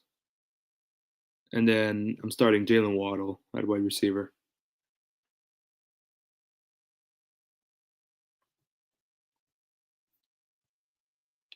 I would go Brees Hall, DeAndre Swift, and then at flex, I'd have to go Quentin Johnston. So you're With going him, Swift over Rashad White? yeah, it's close, but Okay. I mean, Swift just has an incredible role. Lions are actually really good against running backs. I think that has a lot to do with it for me. I think they're like they allow like the third or fourth fewest points to running backs on the year. I know Rashad White's gotten a really good role. He's gonna be involved in the passing game. Like I don't hate Rashad White. Obviously, I have him at RB18, but I just have Swift just a little bit ahead of him. Obviously at 17. So it just was Swift. Like he sees such an incredible role in the offense that like, and it's a matchup against the Saints where you're not really worried about them trailing and anything like that. And so obviously could be viewed as Swift's coming off a little bit of a obviously the game is coming off of where he had 175 total yards, whatever it was. But yeah, Yeah. that I would lean that way. Zach, appreciate the super chat, my guy. Appreciate that. 2 quarterback league, 3 quarterback roster. Have Flacco, Daniels, Kyler. Someone dropped Brock Purdy. That's crazy at a super flex at a 2 QB league. Kyler questionable and on a buy, and then on a buy. Purdy questionable, may not play either. Do I drop Kyler for Purdy?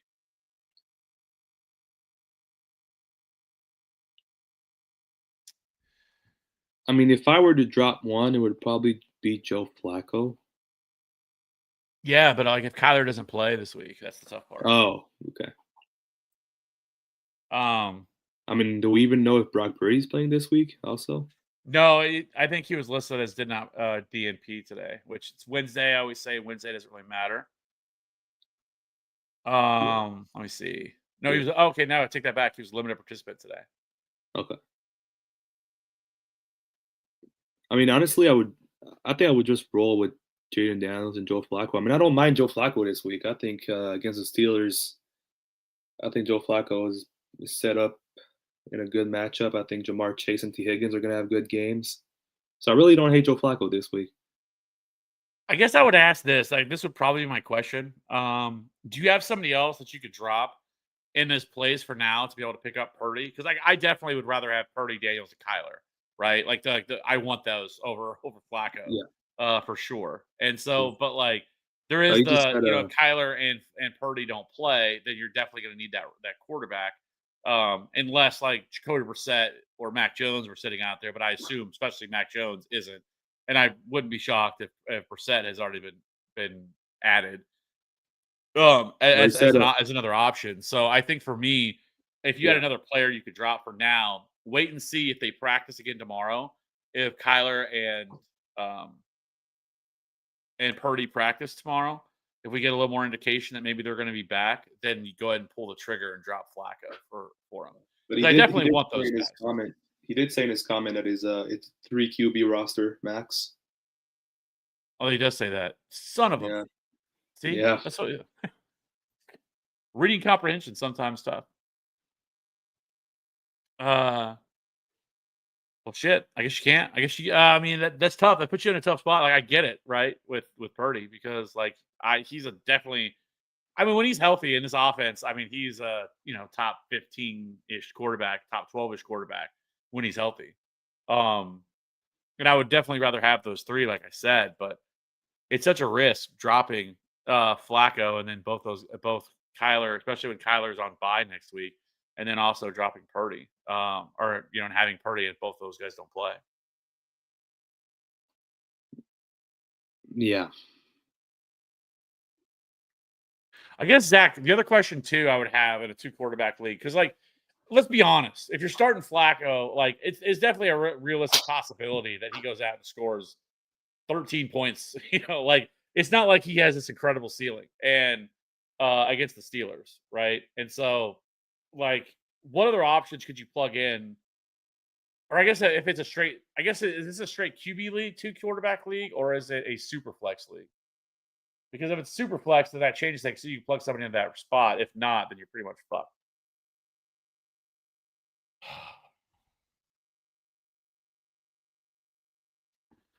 Check on Twitter really quick and see if there's any indication other than the update that we saw about Brock Purdy.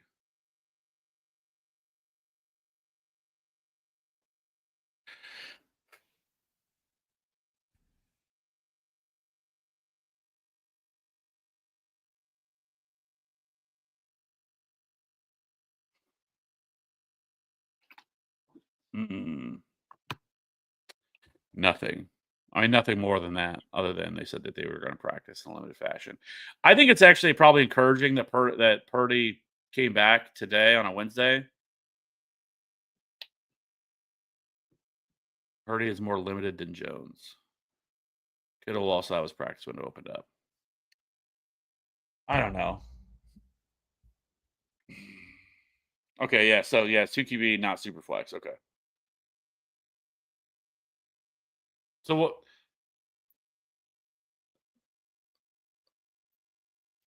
Zach, is Jacoby Brissett out there?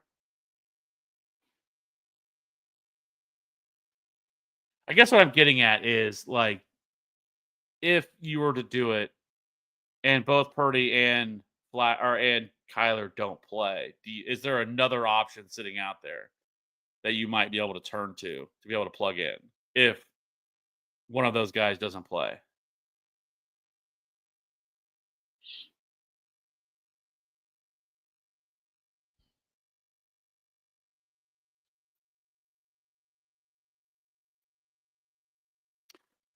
But I guess I guess at the end of the day, if we have to, because we're not going to be able to obviously wait to figure all this out. Let me put it this way: I would drop Kyler for Brock Purdy. I would rather have Brock Purdy than Kyler Murray. Oh yeah, I agree. I agree with that.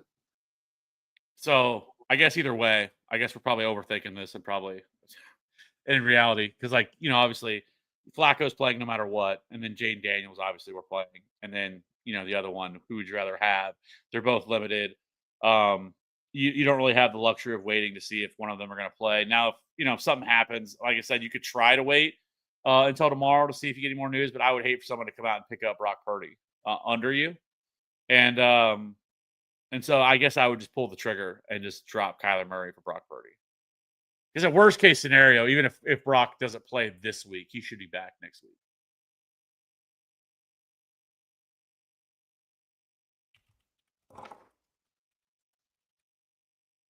So yeah. Yeah, and their bye is not even until week 14. So it's not like it's a situation where they can sit him for a week. So we spent like 20 minutes on that. Oh yeah, I know. Where were we at? Again, Zach, appreciate the super chat too, by the way. But I think I would just go ahead and pull the trigger and just take Purdy. I think we were right around. Got to that one. I think this is where we stay. Yeah, okay. Fannin or Waller? It's gonna be Fannin for me.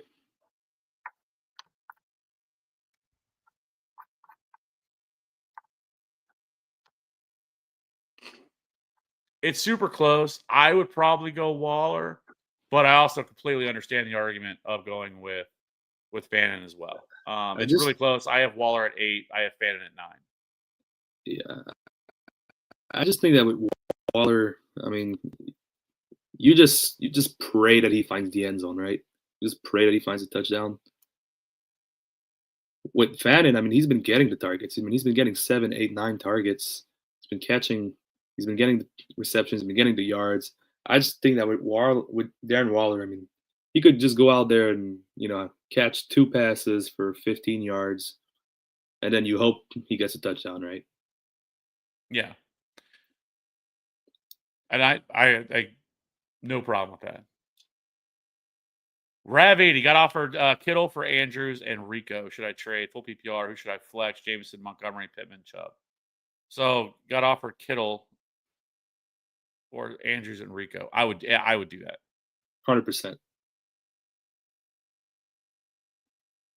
I don't even think Mark Andrews should be rostered on 12 league teams anymore. I have seen there has been the rumors that he might get traded. I would be interested to see if they do it or not. Yeah. I don't know. Yeah. And you missed a question on the last comment. Oh yeah, I just jumped right over his flex. This would be Michael Pittman for me, especially with what it sounds like that Josh Downs. Yeah, Josh Downs being out with concussion.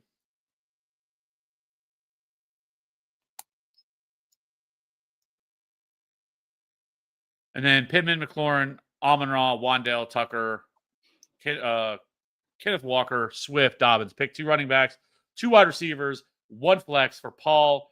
Amon-Ra St. Brown is an absolute lock. There's not any discussion to have. Yep. Yeah, for me, it's Amon-Ra, it's Michael Pittman, it's DeAndre Swift, it's J.K. Dobbins, and then for flex, I'm probably going with Kenneth Walker over Terry McLaurin, but it's close. Yeah, I probably would too. Just without the, I agree. I would go Amon-Ra, Pittman, and Dobbins and Swift, and then I probably would go Kenneth Walker. I just don't know what's going to happen with Terry McLaurin.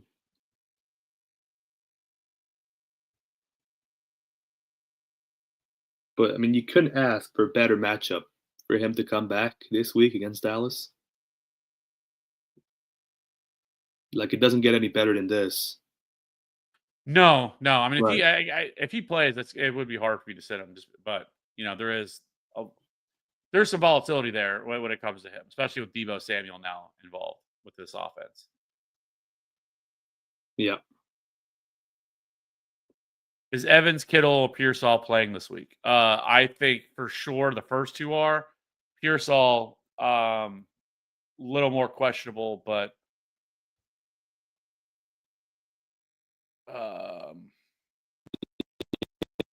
Yeah, we don't know. because he still, so he didn't practice today, which isn't, again, I always say, like, usually is not that big of a deal when it comes to injury news for the most part. Now, if a player gets added to the injury report on Wednesday, kind of take a note of it. But so many players, like veterans, get sat on Wednesdays and stuff like that. It's really, really not as big of a deal. But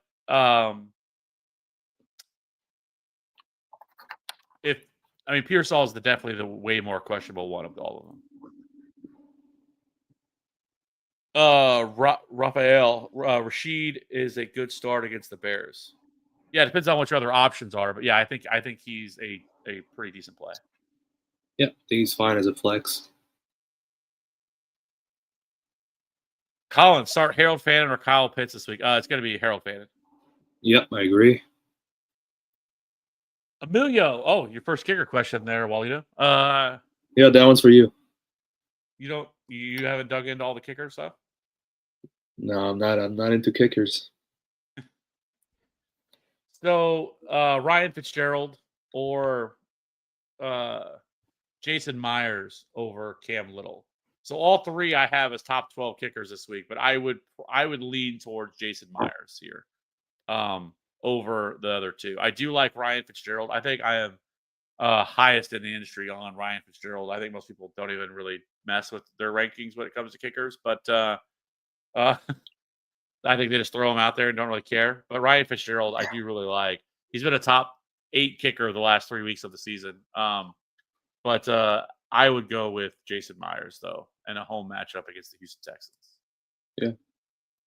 Kind of crazy that you're the kicker guy now, Kev.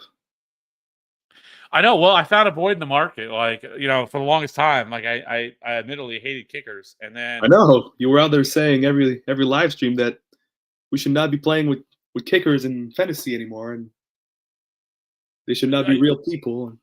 I know. It's been actually crazy because I have actually enjoyed, like, I think it's just because it's something new. Because, like, you get so, like, talking about all the same stuff all the time. And then, like, since I never really cared about kickers, and then now I've, like, dove into them. Like, so now, like, it's been something new to, like, look into and, like, try to find stuff on. So it's been, like, interesting to, like, dive into kickers. And, like, we've seen a big resurgence with kickers. Like, for a lot of this year, like, I mean, Eddie Pinheiro is averaging 13 fantasy points per game. Like, that is more than a lot of players that were drafted significantly higher than whatever, than most kickers were. So, I mean, that's like a wide receiver 3 or a low end RB2 type player. I mean, that's like 13 fantasy points per game is like 2 less fantasy points per game than Saquon Barkley. So, just saying. Anyways, we don't have to keep talking about kickers. Marcus, 5-1 full PPR. May, Love, Achane, Bucky, Jacobs, Woody, wide receiver, JSN, Garrett, Pickens, Shaheed, tight end, Kittle, Fannin, trade ideas. I mean, I don't know if you necessarily need to make. I mean, if you're 5-1, I mean, if it ain't broke, don't fix it. Yeah, no. I mean, Achane and Jacobs have been phenomenal. Then you're going to get Bucky back at some point. JSN has arguably been the best wide receiver in the league this year between him and Puka. I mean, it is, but JSN has been phenomenal. Pickens, getting him back, Shaheed. Now you're getting Kittle back as well. Like, again, like, this is a phenomenal team, Marcus. And the fact you're 5-1, you haven't even had Kittle this year. Bucky's been out for a lot of time. Drake May has been phenomenal. I don't know if I make any moves. Like maybe a little more stable wide receiver. I guess if you wanted to try to do something, but I still think you're fine with like Garrett Wilson. He avoided serious injury. He's going to be out a couple weeks, and then Pickens, like I've said, like I like his upside.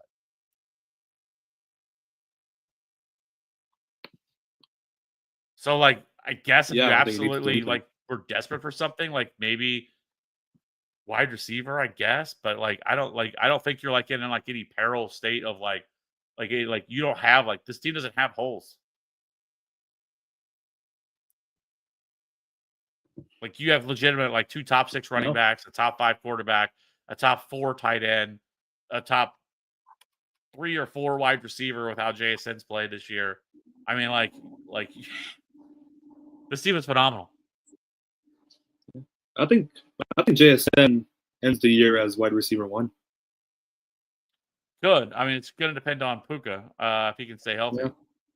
I guess Puka was on just an incredible run, but luckily this bye week's coming at the right time. He should only miss the one game.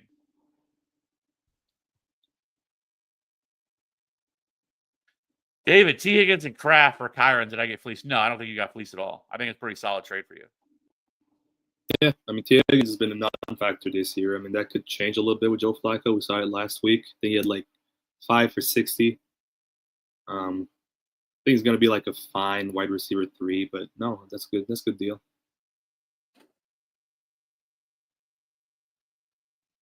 We'll need a quarterback this week. Penix, Rattler, Bryce Young, or Joe Flacco.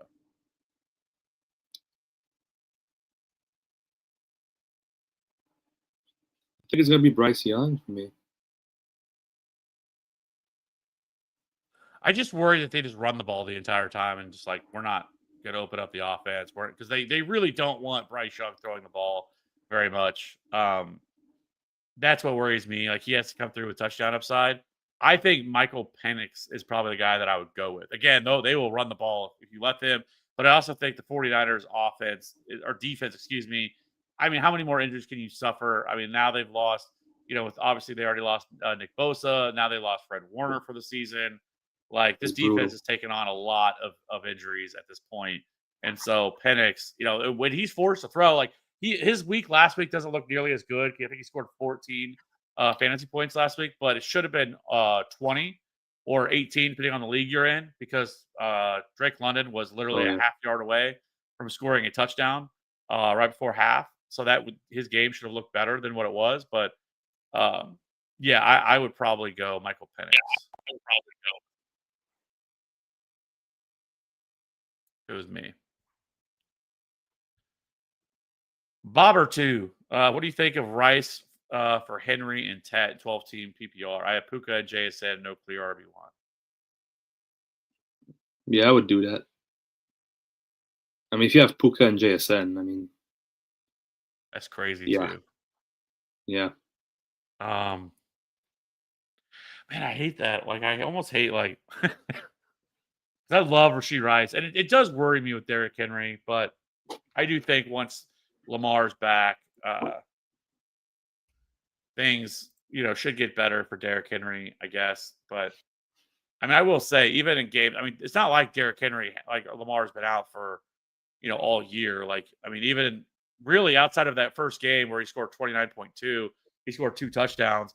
And even with games with Lamar, he scored 2.3 against Cleveland, 10.7 against Detroit, and then 7.8 against the Chiefs. Now, I will say that Cleveland, Detroit, and KC are three of the best run defenses in the league. So, like, it's not necessarily all on him, but it is a little bit tricky because if they fall behind and if their defense continues to play as poorly as it has with all the injuries they have, like he is going to get game scripted out, and like that's the only thing that worries me with Derrick Henry. I feel like with all the hype around Rashee Rice, you probably could get more than Derrick Henry and Ted McMillan, which sounds kind of crazy, but I think you might be able to get a little bit more for Rashee Rice.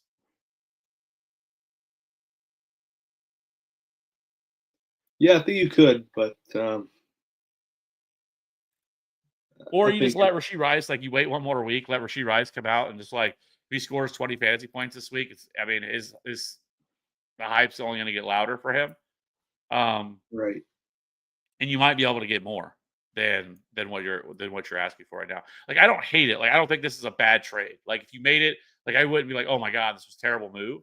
But there is the downfall for some of the stuff here with when it comes to Derrick Henry. But it is definitely possible that Derrick Henry can come out in the second half and just explode and be a really solid, buy low option.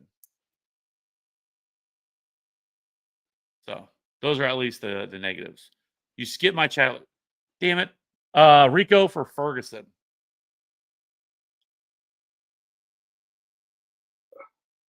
No, I don't think I'm doing that. I don't think so either. I don't really want to trade for. I think there's enough tight ends out there that I think that can be added through like waivers. I'm sure whether it's Mason Taylor or even now Rondé Gadsden starting to emerge a little bit there with the Chargers, rookie tight end for them. I don't really want to trade. And I know but I don't think Rico Dowdle's job's going away. Like I've said that. I don't think it is. I don't think that Chuba's going to come back and take this job from him. Like I think Chuba's going to have a role, but I think Chuba's probably going to be like a 35% snap guy, 40% snap guy. And then, Ferguson's going to take a hit with CeeDee Lamb being back in this offense. Oh, for sure. So I'm sticking with Rico. I agree. Austin, good move or no? Traded away Tucker Kraft and Woody Marks for Travis Etienne, full PPR. Have Hunter Henry and Fannin for tight end. Now have Derrick Henry, J.K. Dobbins, Etienne, Hampton, Vidal at running back. I think I would rather have had Tucker Kraft. Yeah. It's not awful. It's not terrible, but I think I would probably have kept Tucker Kraft and Woody Marks. I just don't think that you needed Travis Etienne with Derrick Henry and J.K. Dobbins. And then you're going to get Omarion Hampton back at some point. But, well, it does look like he's going to miss more than 4 weeks per reports that I've been coming out this week. Mm-hmm. And I don't think it's crazy to say that he's probably not coming back until after the bye week, which is in week 12. So, you're getting him back just before the fantasy playoffs. But my bigger concern is really Travis Etienne. He's looked kind of bad the last few weeks. And I think I would have rather have targeted a different running back than Travis Etienne. Right. And then he has Vidal as well as running back. So I just don't think that was necessary. Yeah. What do you think of this trade? Nico Judkins, Keenan Allen for Amon-Ra, Marvin Harrison, and Tony Pollard.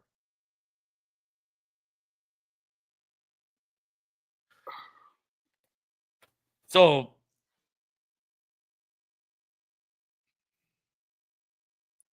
I think it's a close one, but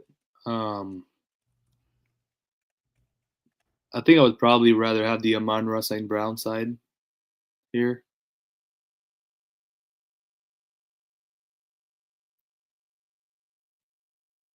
As bad as Tony Pollard has been this year, I think there's a strong chance that he doesn't finish the year with Tennessee and he probably goes somewhere. That is also, I think, a very fair possibility for him just because of, they're not going anywhere, obviously. They're just trying to collect draft capital. So I think that could probably be pretty good for Tony Pollard. And Amon-Ra St. Brown, he's been just so good this year. I know, which is funny because there were people this offseason that were trying to knock Amon-Ra St. Brown, saying that with this new offensive coordinator that his role was going to change and they were going to feature Jameson Williams, and that has been so far from the truth. Yeah. And then Nico Collins just has he hasn't been bad, but he hasn't been the guy that you expected him to be this year. And Keenan Allen, he's been fine, but we saw he hasn't found the end zone in the last 3 weeks, and that that's hurt him a little bit because he had a touchdown in each of the first 3 games. He's still getting the targets. He's still getting targeted 7-8 times per game, but Ladd McConkey is starting to look like Ladd McConkey again. So I think Keenan Allen kind of falls down to that like low end wide receiver 2, high end wide receiver 3 range for the rest of the year.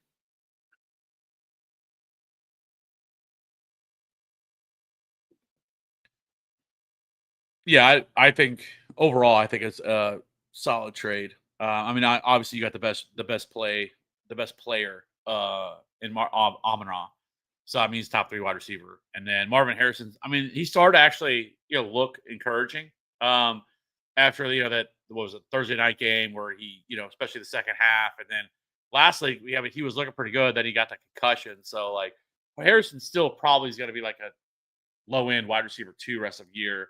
And then Pollard is whatever. So like if you can as long as you got the best player in the deal, like that's kind of the way that I would look at it. I think you did well in that trade. Logan, would you trade Pickens and Junkins to receive? Did we already get that? I feel like we've already answered that. Sutton and Yeah, I think Kyron. we did. Yeah, Maybe it was on Twitch. Yeah, that's but I right. said Because yes. we were split on it. I would rather Yeah. have the Pickens side. You wanted the Sutton and Kyron side, but it was close. Hunter, Knicks or Caleb? I'm not a fan of Caleb due to 20, 30 mile an hour wind Chicago. Yeah, I don't care. I don't care about that. It's gonna be Caleb Williams for me. It's Caleb Williams to me, but I'm also not seeing that as being the weather. So I always go to Roto Grinders weather. Guy Kevin Roth over there at Roto Grinders does a phenomenal job. If you ever want to just know about the weather for the week, just type in whatever week it is, weather, NFL weather, and he follows it all week. But right now, that game's showing yellow. While the heaviest of the rain likely falls in the morning, I still think we get a shot of some lingering showers here, but winds between 10 to 15 miles an hour. As long as it's not winds over 20 miles an hour, like if this was like sustained winds of 20 to 30 mile an hour, I would have concern because that's when you start to see a fall off. But if it's gusts of 30 miles an hour, it's not really that big of a deal. I didn't really care about whatever the sustained winds are. So if it holds at 10 to 15, I don't care. Like I don't care about that at all. But if we get to if it was 20, 30 mile an hour range, that's when you like, okay, you want to, the passing games definitely get a bump or a drop. But as of right now, I'm not seeing that, or at least they're not showing that. They're showing 10 to 15 miles an hour. So if that's where it holds, then I would have no problem. I'm sticking with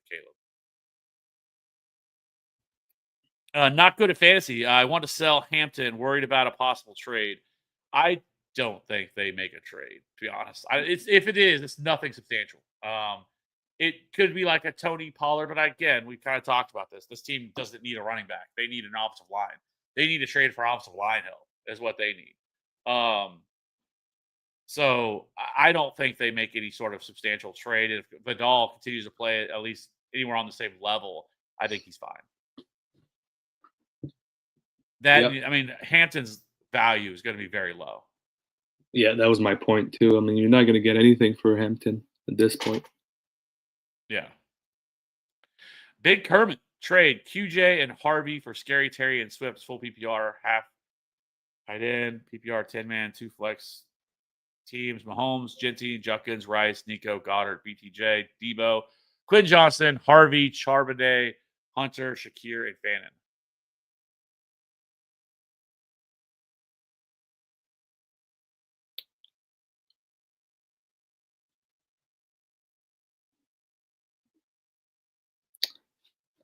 I mean, I'm starting to believe that the RG Harvey breakout is never going to happen this year.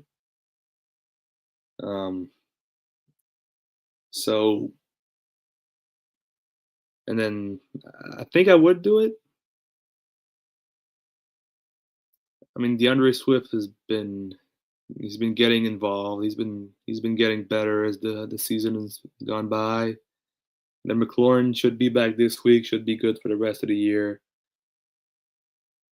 So yeah, I think I'm doing it simply because I just don't think Harvey's going to do anything this year.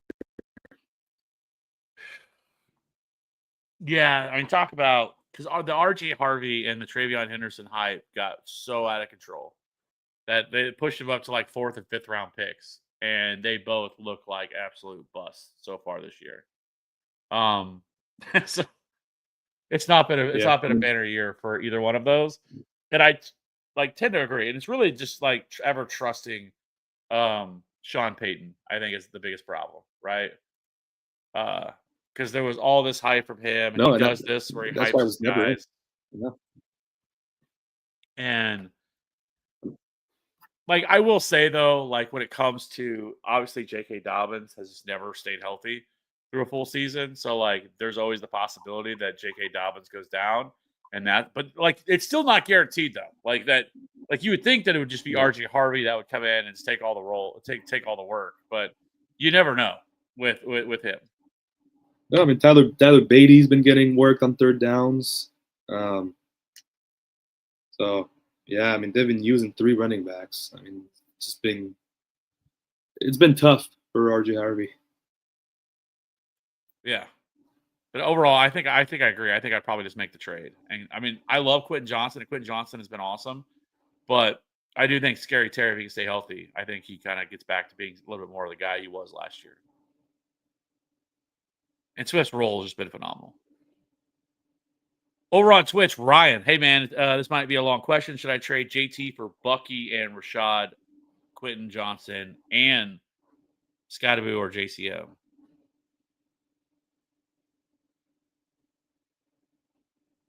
I think that's tough because like Jonathan Taylor is literally on like the same path that Saquon Barkley was last year. Like he has been phenomenal this year. So It's like him and Bijan. Yeah. And this is a haul. I mean, you're getting Bucky when healthy is a top 7 or 8 running back. You're getting the replacement with Rashad White, so you have that until he comes back. Quentin Johnson is the wide receiver 8 in fantasy points per game. And then you have Scottaboo or JCM. I would still lean probably Scottaboo, but that's a haul for Jonathan Taylor. Yeah, I think you have to do it. It makes me so nervous though to trade Jonathan Taylor. Like Ryan, I guess okay. Just say my RB2 is Hubbard and Dowdle. Ted is my wide receiver 2, and Devonta Smith is my flex. McBride at tight end.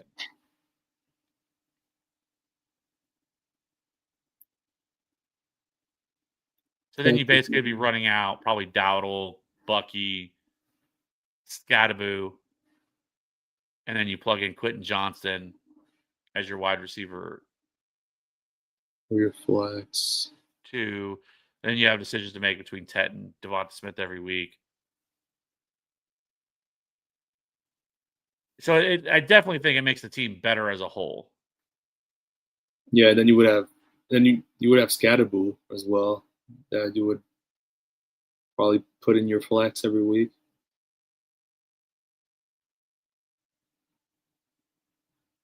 Yeah, I think I would do it. It's so risky to do that. Like it is, but it just seems like, I mean, is Jonathan Taylor really going to be scoring like 3 touchdowns every week for the rest of the year? I mean, I don't know. I mean, it's been crazy for him this year, but I just think at some point he has to slow down a little bit. I think what worries me the most about Jonathan Taylor is him getting hurt. Because like his usage has been insane. I mean, he's playing pretty much every snap. Outside of 2 games, he's played, and even in those 2 games, he played 71% of the snaps and 74% of the snaps. But other than that, it's 93%, 83%, 88%, 98% of the snaps.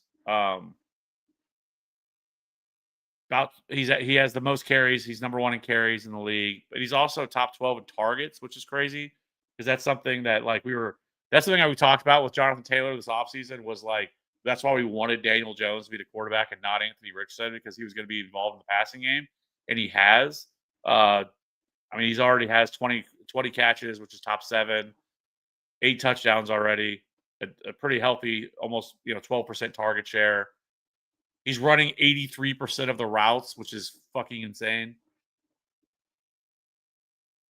But that's my concern with him, though. Is like he's never played. I don't know if he's ever played a full season. No, he did in 2021, where he played 17 games, which is ironic because that was the 1 year he finishes the RB1. That Yeah, was the year he finishes the number 1 overall running back. yeah.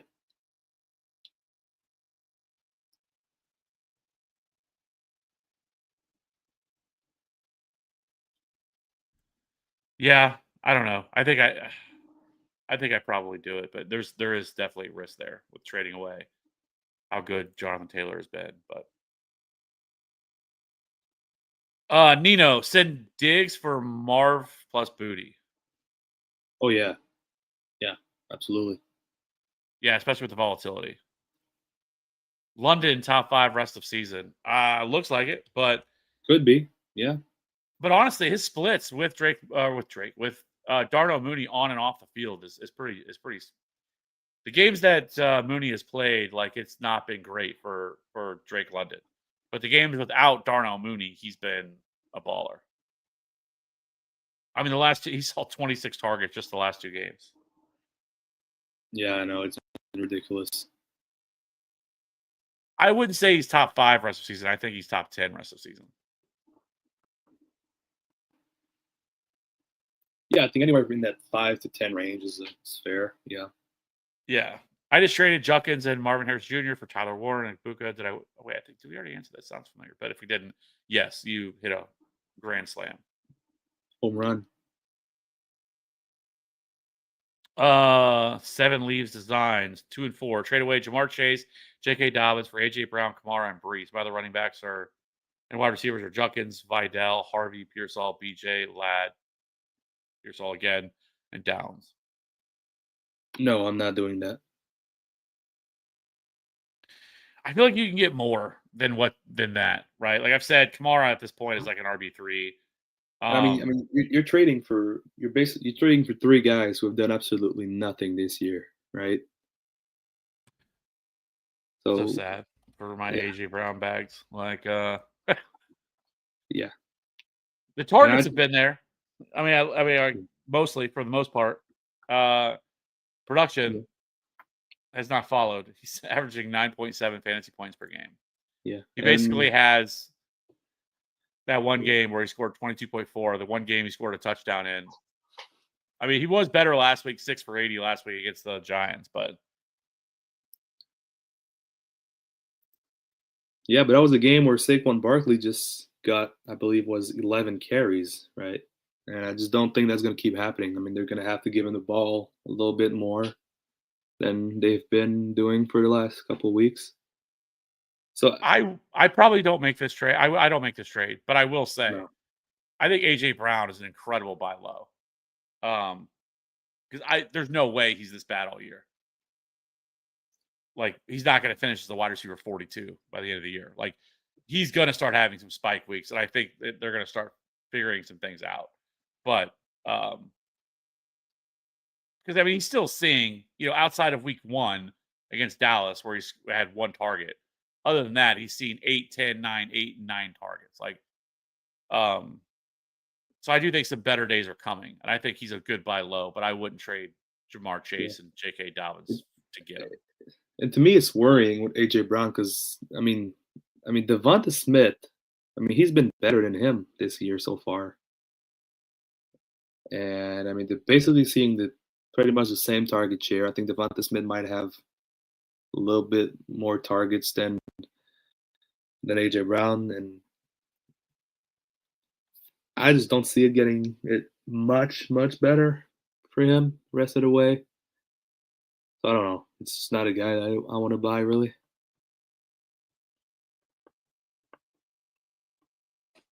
Yeah, well, I mean, I want to buy him, but not Yeah. for that cost. So what we're talking about there. Yeah. Where do you have Dowdle and Jordan Mason? So I have Dowdle at 12. Maybe a little bit higher than what people have, but I don't think the role changes. I'm not worried about it. It feels somewhat like, last week when there was all this talk about, especially Ian Rappaport, which I constantly always said, never listen to Ian Rappaport when it comes to certain things, because like he's constantly wrong on this stuff all the time. But he said that Zay Flowers was going to have on a snap count and wasn't going to, and all this stuff last week. So people were all freaking out. Zay Flowers played 71 of 78 snaps.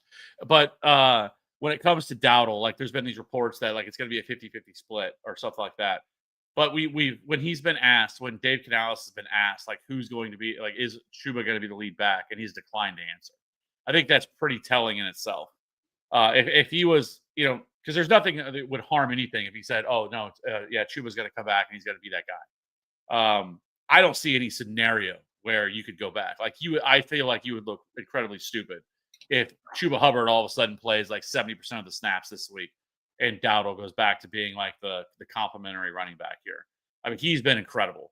Dowdle has. So I'm confident. I'm playing Dowdle with confidence. And then when it comes to Mason, I have him as an RB3 at RB26. And that's mainly because of the limited pass catching role. And if he falls behind, they're going to turn to Xavier Scott, which I keep trying to find Aaron Jones news. I can't seem to find it. Like I thought he'd been getting close to being back by now, but I guess not. Yeah, I think he's probably back next week. Yeah. So who do I start at RB1? Do we already?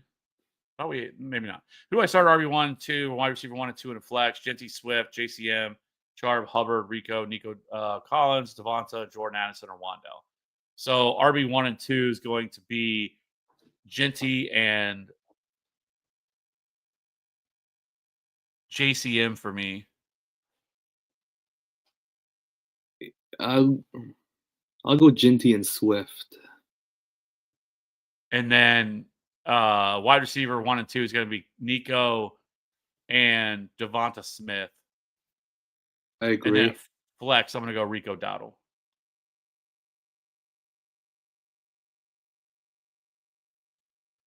I agree. Yeah.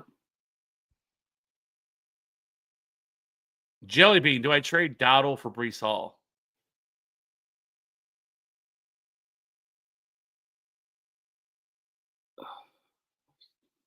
Yeah. Yeah, I think I do. And pray that he gets traded. Yeah.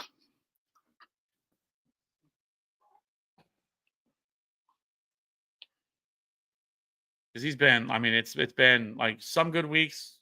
Week 1, week 4, week 5 were awesome. Also noted that was against Miami, Dallas, and like I said, Pittsburgh. But then he's also 5.8, 9.2, and 5.9 against Denver, Tampa Bay, and Buffalo. Which noted, 2 or 3 of those teams are really good against the run.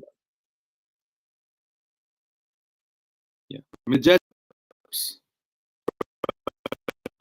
backs in the next couple of weeks. I mean, they got the Panthers and the Browns for the next 3 weeks, which is pretty tough. But then they get the Bengals, they get the Ravens, they get Miami again, they get Jacksonville, and they get Atlanta. So these are all games where Breece Hall might be able to find something to do.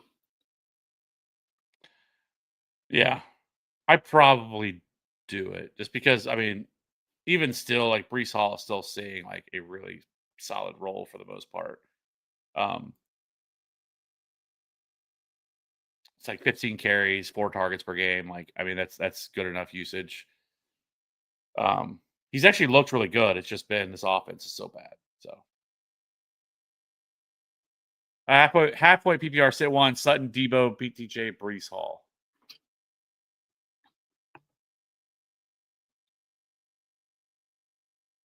I would sit. I'm sitting Breece Hall. I think I probably do too. I mean, Carolina has been very good against the run this year. They actually have, yes. And people don't talk about it, but they've been very good against the run. I mean, I think last week, Devon Achane, or 2 weeks ago, I mean, he had like 30 yards on 15 carries or something like that. And then Javonte Williams last week had about 30 yards on 13 carries. So yeah, it's like last year they were so bad against the run that yeah.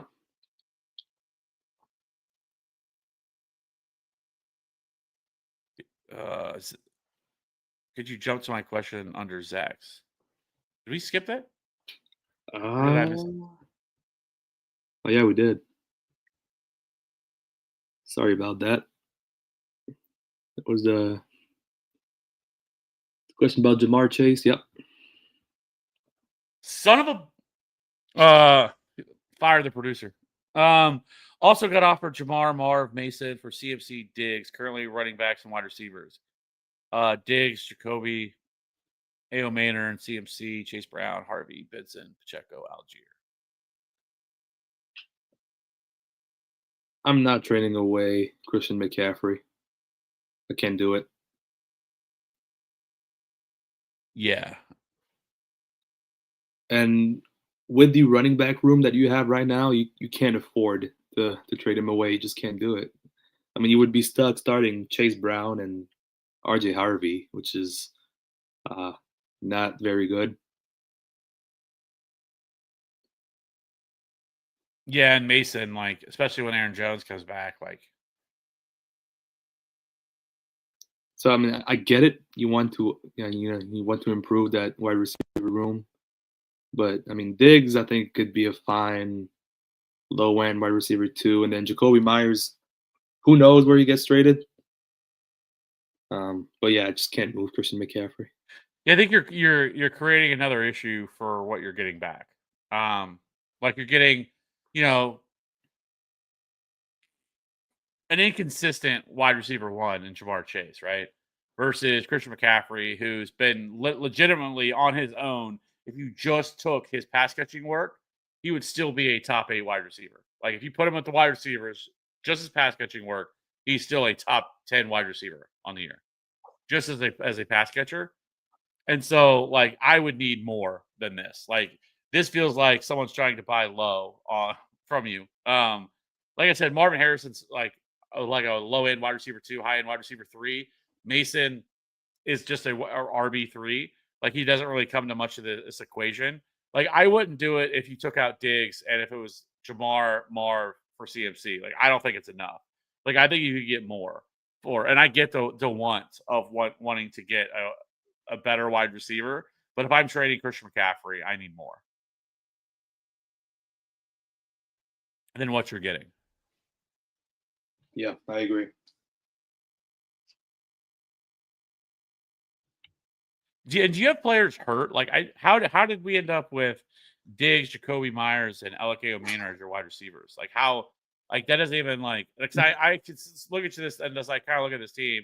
Okay, you took Christian McCaffrey in the first round. You might have taken Chase Brown in the second. Like, is either like second or early third. But then what Yeah. happened with the rest? Like, where did do you have players hurt right now that we're not seeing? Because I feel like there's like something else happened I for mean, you to I'm only have thinking, Diggs, Jacoby, and Elike Manor. Maybe you had Malik Neighbors, but I don't think so because Neighbors was going in the first. yeah, maybe he took Tyreek Hill in the third. Like, what are your rest of your what does the rest of the roster look like?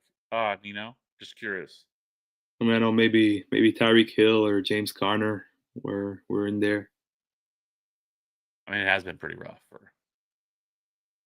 It's been a rough year with injuries. It's been crazy. Yeah, I think Lloyd Reeves put something out. It was like 15 or 16 of the top players that were drafted in the top 48 have either on IR or have missed time or have missed multiple weeks so far. Like, Yeah, it's been insane for injuries. I think we got this, Noah.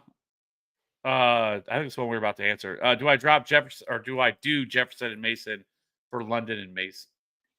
no, Or for London, sorry. no, not trading Yeah. Jefferson. Yeah, I wouldn't do that.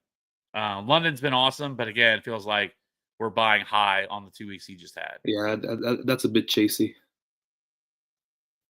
My other wide receivers were Rashee Rice and CeeDee Lamb, Ted McMillan. Like, Yeah, no. just keep keep Jefferson.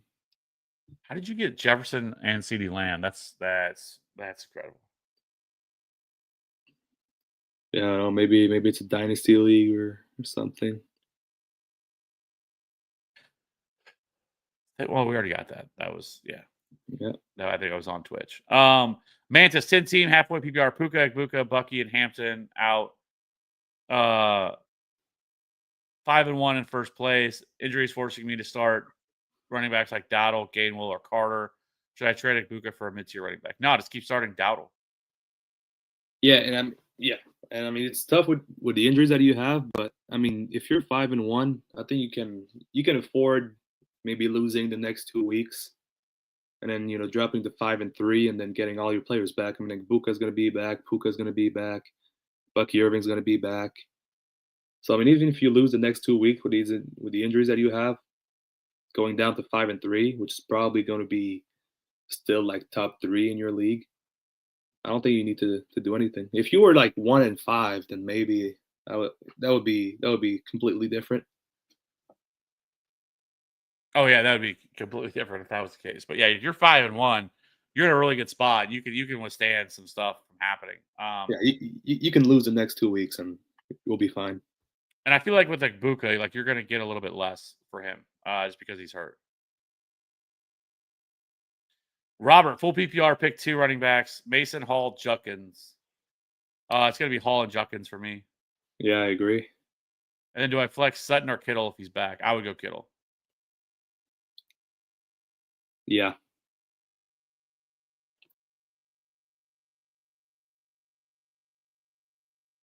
And the backup wide receivers are Sutton and Keenan Allen. Oh, you're fine. I mean, if you have Cortland Sutton and Keenan Allen also on that team, yeah, you're good. Yeah, I would hold on. I don't want to trade those guys because those guys are going to be huge. For KT Owen, start Field, Stafford, or Daniel Jones. I'm going to go Daniel Jones. Yep, I agree. Woods Girl, I see you back. Bourne over Diggs or K9 for flex, for PPR flex. I would probably go Kendrick Bourne, assuming Ricky Pearsall's out, over Stephon Diggs against the Titans. What about Kenneth Walker? I would still play Kenneth Walker.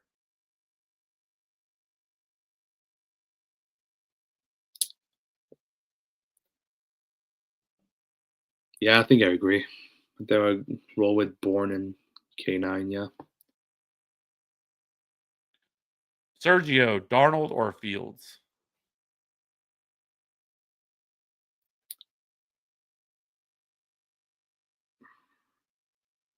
I'm going to go Sam Darnold. It's close,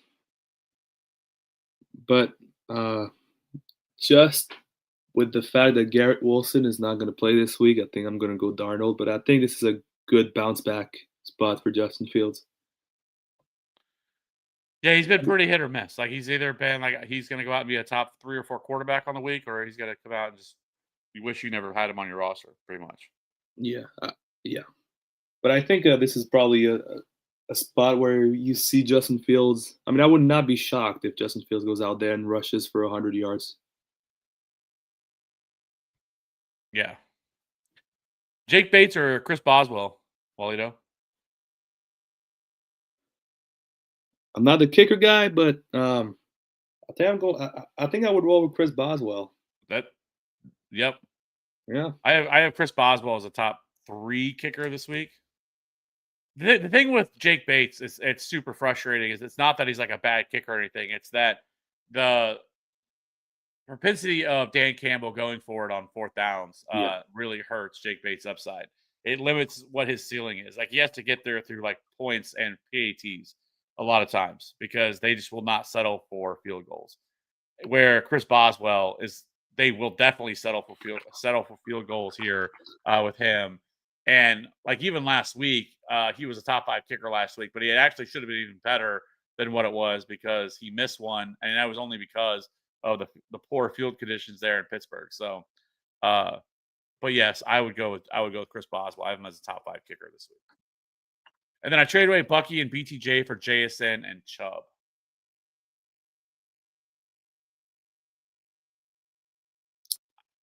Like I think Chubb is a non-factor in this one. I mean, he's been splitting touches with Woody Marks, but oh yeah, I mean, Chubb hasn't been very good this year. I mean, I love JSN. Obviously, I think he's my wide receiver one rest of the way, but it just feels a bit too much. I wish you would have got a Especially, different running back than Chubb. I'll put it that yeah, way. you Like know if that. you, like, and it didn't have to be like somebody like, but I feel like just somebody with a little bit more upside than what Chubb does. Because I don't think Chubb has any upside, really. No, and then it does seem like BTJ is turning his season around. Thankfully, he should have had another 54-yard touchdown if Travis Hunter doesn't line up off sides. Like literally, that was the only reason because he was lined up clearly offsides. Like, and Brian Thomas makes this incredible catch, runs into the end zone, and it's like, okay, this dude's going nuclear this week, and then they gets called back on that. Like I was ready to throw my remote at the TV. So angry. Like it should have been a monster day for Brian Thomas. But anyway, like it feels slightly too much just because of like, but at the same time, like JSN has been so phenomenal. And like there's very few wide receivers that are like putting up this type of year this year. Like it's been a pretty stark drop off for a lot of these dudes. So like I don't hate it either. Like you got like a phenomenal wide receiver. Bucky with his injury and stuff like that, like it's starting to look like maybe it's going to last a little longer. Like that always worries me rest of season with something like that. And then Brian Thomas is still probably going to be a little bit more hit or miss with Trevor Lawrence. But so I don't hate it. Like I don't think it's a terrible trade for you, but I think it really would come back to bite you if like Brian Thomas continues just to, get back to being what he was and like he ends up being like a top 12 to 15 inch wide receiver and Bucky gets back to being a top 8 running back. Then it's probably going to sting. Also, other weather concerns for Roma Dunze. Caleb, Chicago this weekend, 26-mile-an-hour wind, 50% chance of rain. Miami, I think, is traveling into weather they're not used to. So, again, kind of already talked about this, but as of right now, for where I look at, with, like I said, NFL Roto Grinders meteorologist Kevin Roth has this game as basically fine and only 10 to 15 miles an hour winds. And they're saying that the heaviest of the rain will likely fall before the game in the morning. And so, obviously, I mean, this could change a lot, right? It's only Wednesday. Weather can change drastically by then, so we'll have to see. I will say the Miami Cleveland game looks a little bit worse, where they're saying rain looks pretty likely, and then winds around 15 to 20 miles an hour. So but let's be honest, there's not really too much from that passing game that I am wanting to get to outside of probably Waddle, Fannin, and some Darren Waller. But I'm really more interested in the rushing attack there for those. But I'm not as concerned with Caleb and Roman Dudes. I agree. I'm not worried about that. Worth trading Marvin Harrison Mason for Aaron Jones when I need running back depth for bye weeks. I think that's too much for Aaron Jones. It's Mason and Aaron Jones.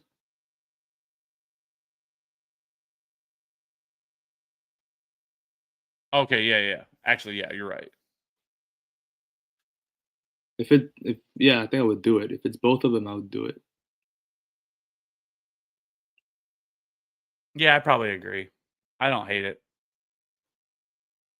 Marvin Harrison Jr. is pretty up and down. I don't know. I always feel like you're trading a little bit low, though, too. Because, like I said, like Mason and Aaron Jones probably end up kind of like the way it was before, where they just like take stuff away from each other. And honestly, the Vikings offense, especially at quarterback, is worrying me a little bit too. But again, I feel like you probably could get a little bit more for Marvin Harrison Jr. To be honest, or somebody with a little more upside, a little more ceiling. But I don't hate it either. Depends on what the rest of your team looks like, really. Teddy, Waller and Swift or Derrick Henry. Yeah, I'd do that. Yes.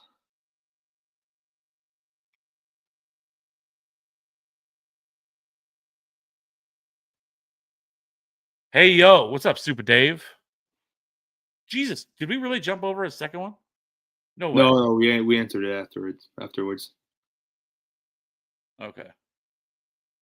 Or was he saying maybe that came later? Okay. We are behind in the chat. Maybe we should try to speed it up here. I guess we're not too far now, but still. There's no chance Dowdle gets 70% of snaps to hover back. He just got a bag. It wasn't bad, just not as good as Dowdle run game. So, one, he didn't get a bag. I keep seeing this contract thing come up. He didn't get it back. Like he literally can be cut after this year, and they will actually save money by cutting him. He has very little guaranteed money. in his contract. The out is after this year. If they cut him after this year, it's $4 million dead cap. That's nothing. So like it's not like another situation, all these other situations where some of these guys get huge money. He did not get huge money. It's essentially a 1-year prove it deal for him. And so like it's not that big of a deal when it comes to this. But like again, there's zero shot that you can sit somebody that has done what Rico Dowdle has done the last 2 games. And Chuba was like fine, but Chuba Hubbard has never done in a game what Rico Dowdle has now done in 2 games back to back. Yes, the matchups were incredible against Dallas and Miami, for sure. But just watching the two, like you can't like Rico Dowdle or excuse me, Chuba Hubbard does not break tackles. Like he cannot do the things that Rico Dowdle has done the last couple of weeks. That's why I said I think at best you're probably maybe a more realistic expectation could be like 60-40, where maybe Chuba plays a little bit more on the passing downs and Rico is going to take more of the early down work. But I just don't see a world where Rico Dowdle is going to go back to just being the guy where he's playing 30-40% of the snaps after what he's done. Like I just don't see it. And like I said, like Chuba wasn't like lighting the world on fire prior to this. Like he was fine. But in reality, like the first 2 games, he was decent. 80 total yards, 70 total yards, a score. But in the 2 games after that, against Atlanta and New England, he scored 9.6, 9.9. Like there's really not a whole lot there when you look at Rico Dowdle or when you look at Chuba Hubbard at what he's done this year. Like on a per touch basis, he was really bad. Wasn't explosive at all. Had no carries of 15 plus yards. And like he's just kind of a dude. And like I said, like there's this talk about him that like, oh, well, he got this huge contract. He didn't. Like it's not this contract that everybody thinks that it is. Like in total, what it could be, but there's no shot he makes it to what 2020. I think it's like after 2026. Like there's no shot. Like because by then they're paying him $9-10 million a year. He's not getting that. And like I said, each year it goes down further. Like after this year, it goes down to $4 million in dead cap. Year after that, it's $2 or $3 million dead cap. Year after that, it's $1 million dead cap. Like they're not. I would not be shocked if he's cut after this year. Like I think Rico Dowdle is probably the guy.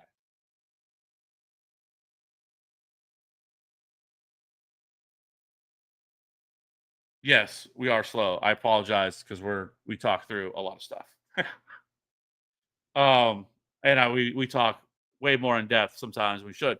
We could just go through and just answer like, when you answer something and just like literally just give you a name and move on and give you no reason as to why. Maybe a little bit more long-winded, but Super Day, everyone has heard of my team, so I only need to know if I should flex Marks, Harvey, Bam, or Fannin. I have Downs, but he has a concussion, apparently. Full PPR, I need to. Yeah, at this point, if he's just entered the protocol, I would be shocked if Josh Downs plays this week at this point. So, needing 2 here, I probably go Bam Knight, hope that he finds the end zone, and then go Fannin. Yeah, I agree. That's the 2 I was going to.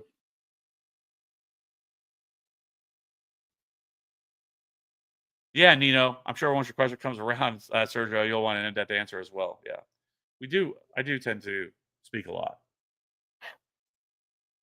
but I'd rather talk through something than like I said, like I've seen other people that do this, and like it's literally like I don't know, like Kelsey or Warren from Ken down here. I would scroll down real quick and just be like, Warren, and just move on. Like I don't know. I feel like some people want like a little more nuance as to why. But wait, I just skipped right off him. Since Njoku's out of the offense, should be able to move the ball versus off. Yeah, okay, I would flex Nino, or I'd flex Flannan. By the way, I should have started Tez Johnson, but I went Thornton, so now I'm 3-3, and Puka went down. Yeah, it was looking rough there for the Tez or the Tez Johnson stuff, but until he scored that 45-yard touchdown. Yeah. I remember talking about him last week on Sunday when I did that show on Sunday, and like, man, he's gonna end up making me look stupid. Like, and then he finally gets that 45-yard touchdown.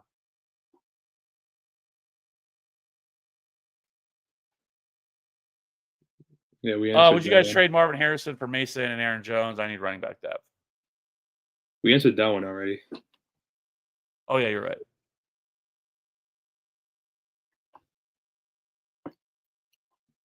Speaking of that, Ken, Kelsey or Warren?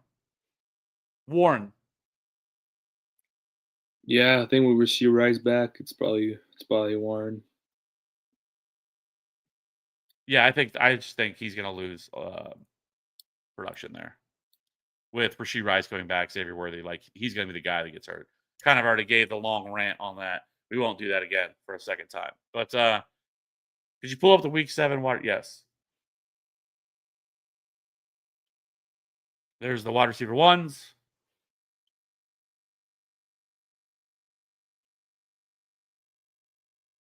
The twos.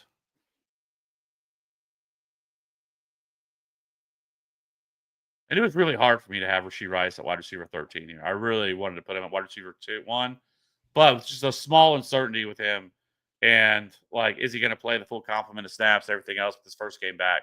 I put him at wide receiver 13, but he's pretty close.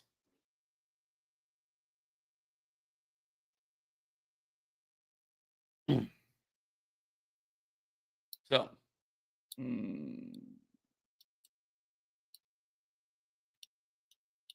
oh yeah, we nailed it actually. Oh yeah, Neighbors and Reek. Oh my goodness. Yeah.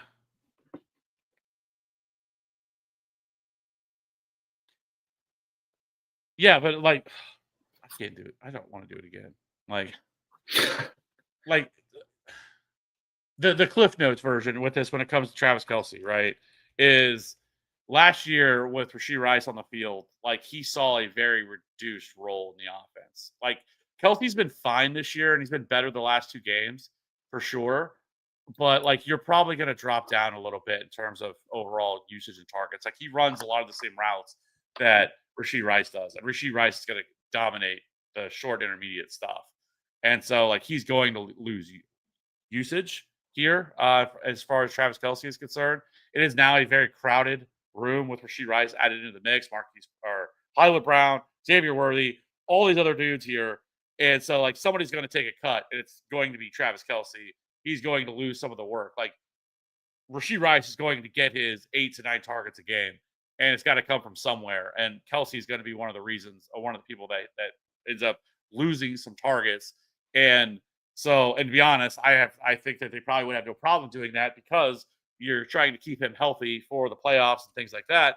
And when it comes to Jaylen Warren, yes, he is splitting touches in the backfield with Kenneth Gainwell, but we could say that about most running backs. But also, this is a phenomenal matchup against the Bengals this week. Last week they played Cleveland. Cleveland's one of the best run defenses in the league. They threw the ball a little bit more, and that's what hurt it more than anything. But I mean, Jaylen Warren has been really good this year, and Jaylen Warren's like a top 15 running back for me this week. Anyways, I think that was good enough. Tony, evening. Butte on waivers could drop Golden or Tootin. Quarterback is May. Stock looks interesting to me. What would you do? I'll probably drop Matthew Golden for Booty. I'm not dropping Tootin. But yeah, I don't mind dropping Matthew Golden for him.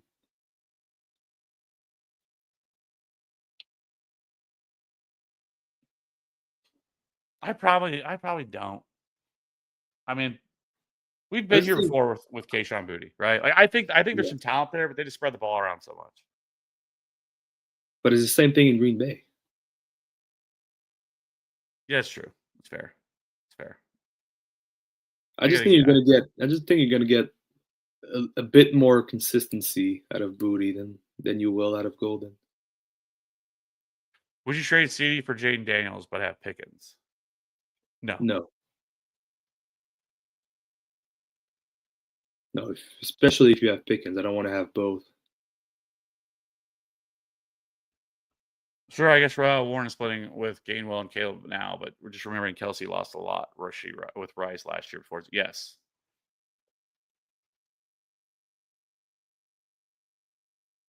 I think people forget in those games for Travis Kelce. He saw with Rashee Rice on the field last year, He saw 2 targets, 1 target, and 3 targets in those 4 games that Rashee Rice played last year before he got hurt. Travis Kelce scored 4 fantasy points, 8.1, 1.1, and 4.8. Just saying.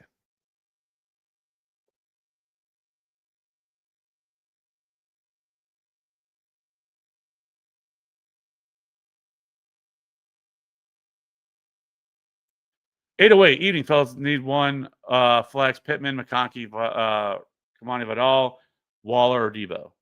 I'm gonna go with Debo. Yeah, I agree.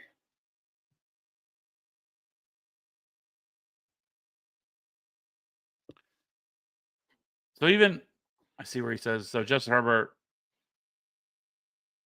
So it's a 2 quarterback league. It still doesn't change anything.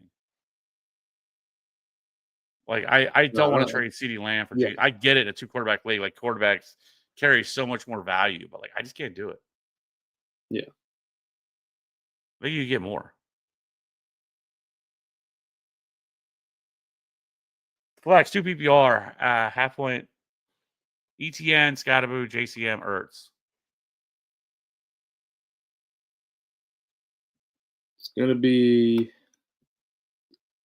Bill and I think I'm going Scatterboo, even though I don't love the matchup against Denver.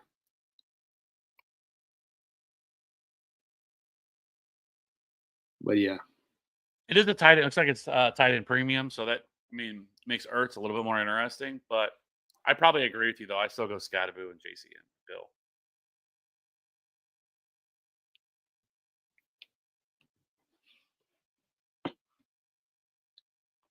On Twitch, should I do Smith and Bill for Garrett Wilson and Gainwell? so that's probably Devonta Smith. That's what I'm guessing.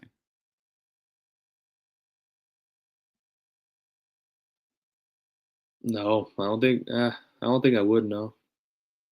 I don't think I would either. No. If it was someone else other than Ken Gainwell, maybe yeah, but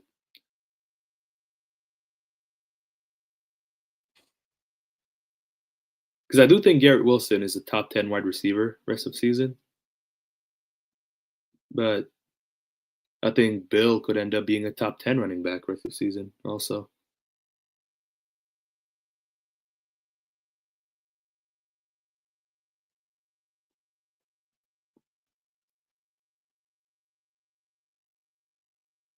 Yeah, I think that. I mean, that's definitely a scenario.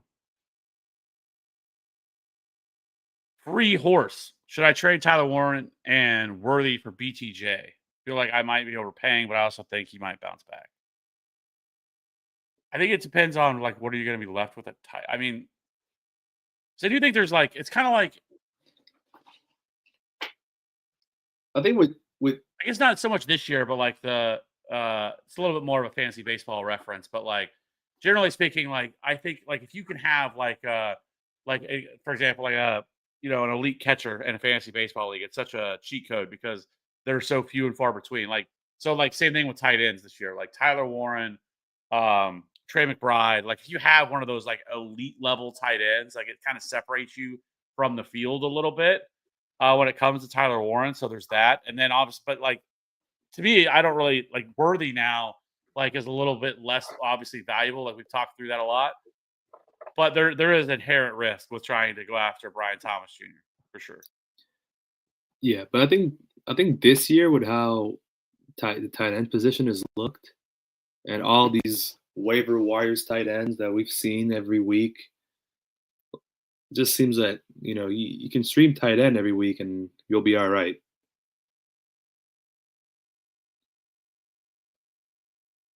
Yeah. I would probably do it, but there's definite risk there. Let me put it that way. 808. If CD doesn't play, Pittman, no Josh Downs or McConkey with possible Johnson coach. Johnson, I think, is coming back. He was back at practice today. Limited today at practice, but I mean, I think he plays. He was pretty close to going last week, but they end up calling it. It was game time decision. So I think Johnson's back this week. Yeah, But it's I gonna be also think CeeDee Lamb plays. it's gonna be Pittman. It would be Pittman, but I do think CeeDee Lamb plays. Yeah. Is Dart closer to Jane Daniels or Anthony Richardson?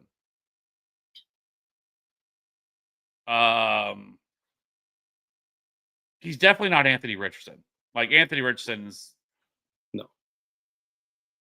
Anthony Richardson, I think, would have been better suited if they would have sat him for 2 or 3 years and like let him actually learn. Like legitimately, Anthony Richardson has like played very few games in his entire life.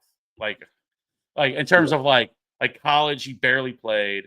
Like he has not had the time like to actually like learn the position. Like super athletic, but he's certainly not Anthony Richardson. But I wouldn't put him necessarily in the category of Jaden Daniels either. But at the same time, like it's been tough because like he lost the league neighbors literally the first game that he started. So I think Dart at this point is probably closer to like Drake May was last year. I think there's a scenario if he doesn't continue to like because some of the stuff. I mean, between him and Cam Scadaboo, like they're trying to see who can get themselves hurt. Yeah.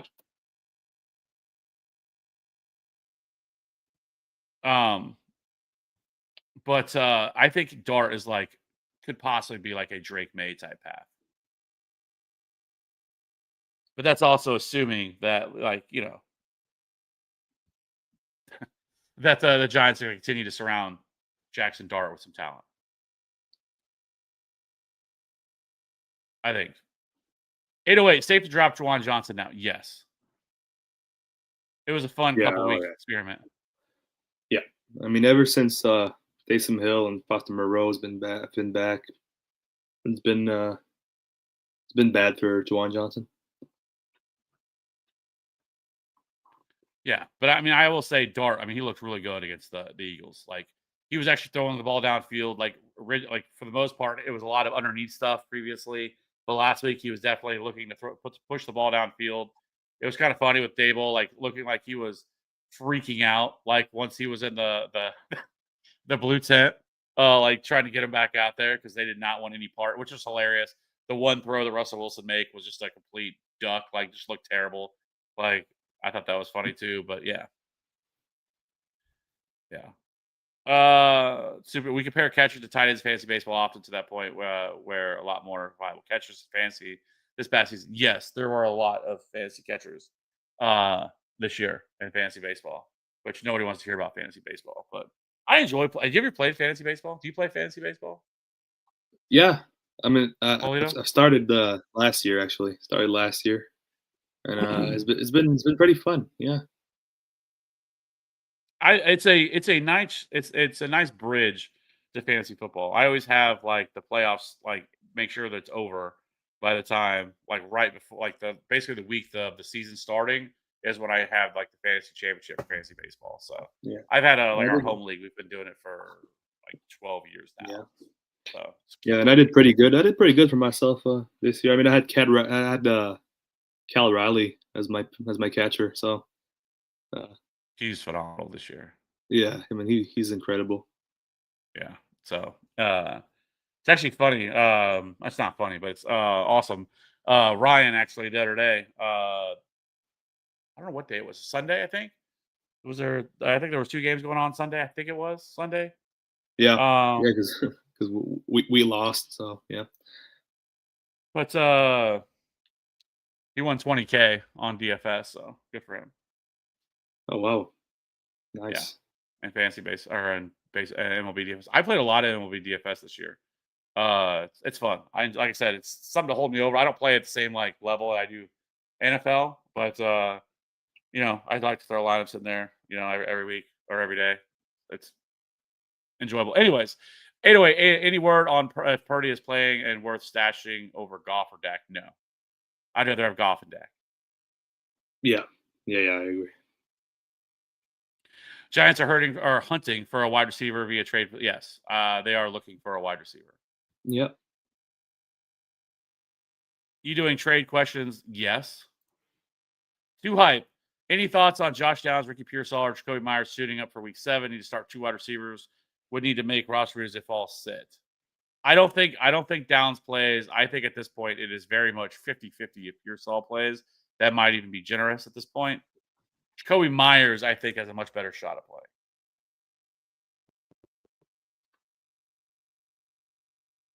Yeah, I think Jacoby probably plays. Pearsall, I don't know. It's really, as you said, it's 50-50. Yeah. I mean, I know none of them practiced today, but Thursday is the much bigger one for me. Yeah, but we I think you talked about them earlier, Kev. But if they end up not playing, I mean, probably look at Jordan Whittington on waivers or Zay Jones. Yeah, Whittington is probably the one I go with the most. I also think like Tez Johnson, you could look at again. Played 70% of the snaps. I think he ran like 80% of the routes. I mean, Ekbuka and Godwin are out. You are gonna have Mike Evans back, but thoughts on Hubbard and Dowdle rest of the season? We've had quite the discussion about this already, but short version, I think Dowdle is the guy rest of the season. I definitely think that Hubbard will still have a role. I think it's probably more likely that it's probably like a 60-40 type split. Like I don't think Hubbard just goes away or anything like that. But I think there's a much higher likelihood that Dowdle is at the very least the early down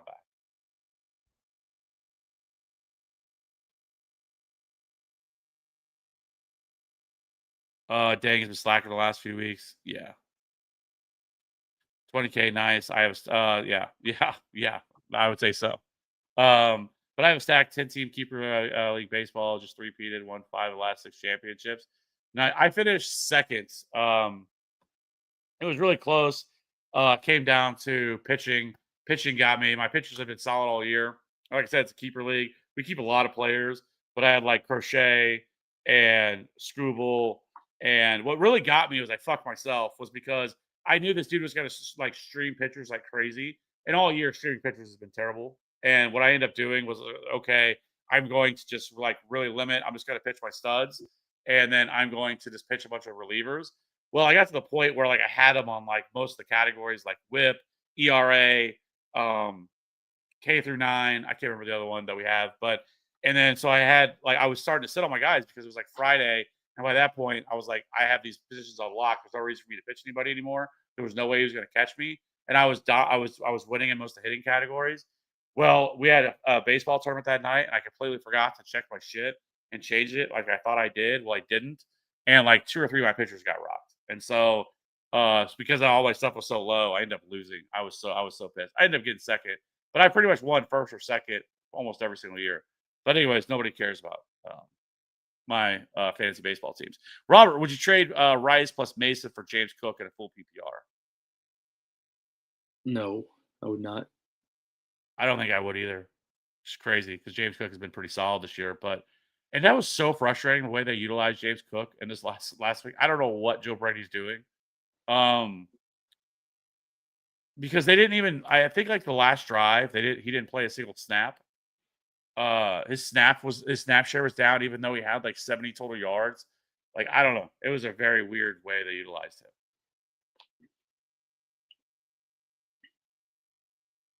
Would you trade Woody Marks and Ricky Pearsall for Amari and Hampton? I'm 3-3 in a 10-man league. I mean, I would, but like I don't see how that helps you because Amari and Hampton's still out for like the next 3 or 4 weeks. Yeah, but I mean, I think I would do it still. I mean, you're not giving up much to get him, right?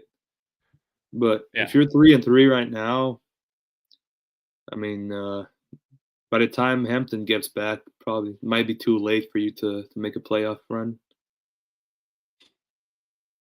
Yeah, especially in a 10-team league. Would you rather have ETN or Hubbard? Or would you have ETN or Hubbard and Dowdle? I'd rather have Hubbard and Dowdle. Yeah, I agree. Joe, should I trade Scottaboo for Derrick Henry? I probably do that. Yeah, I think I would. Yeah. Jonathan, is Joe Flacco worth playing tomorrow? It really depends on your other options. I like Flacco. I like Flacco tomorrow. I think he's an okay option.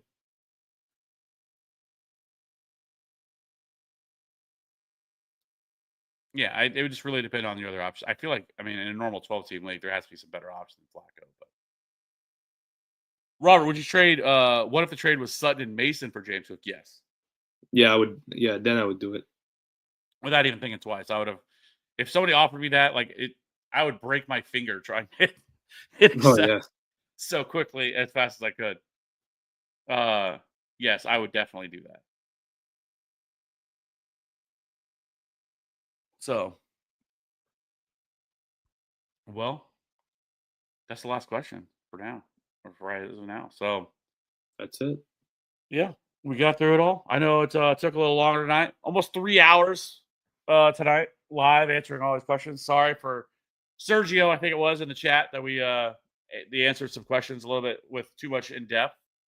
It was but like I said, I would always prefer that. I'd rather somebody give me a more in-depth answer. I know after sitting there waiting for someone to answer your question, it may take a little longer for them to get to it, but we're going to get to it nonetheless. And I guess if you absolutely had to, you could always leave and then come back once the show is over and then kind of move to that part of the question and get your answer. Because like I said, we answer every single one of them except for the couple that we may have almost missed. Thankfully, that Nino caught it that we didn't. But anyways, so yeah, I think we're gonna get out of here with that. I appreciate everybody being here. If you haven't, hit that like, the subscribe button. Really appreciate it. We'll be back in tomorrow night with Ryan to do the NFL Week 7 main slate DraftKings breakdown. We'll do that, and then I should be back, as far as I know off the top of my head. Should be good to go on Sunday morning. We'll be going live again, answer all your last second questions to get everybody ready to go for Week 7. So appreciate all the support, appreciate all the questions, appreciate you, Walito, for being here. Makes it a lot makes this a lot better whenever you actually have somebody to talk to versus just feeling like you're talking to your computer. So I do appreciate that. Appreciate you being here.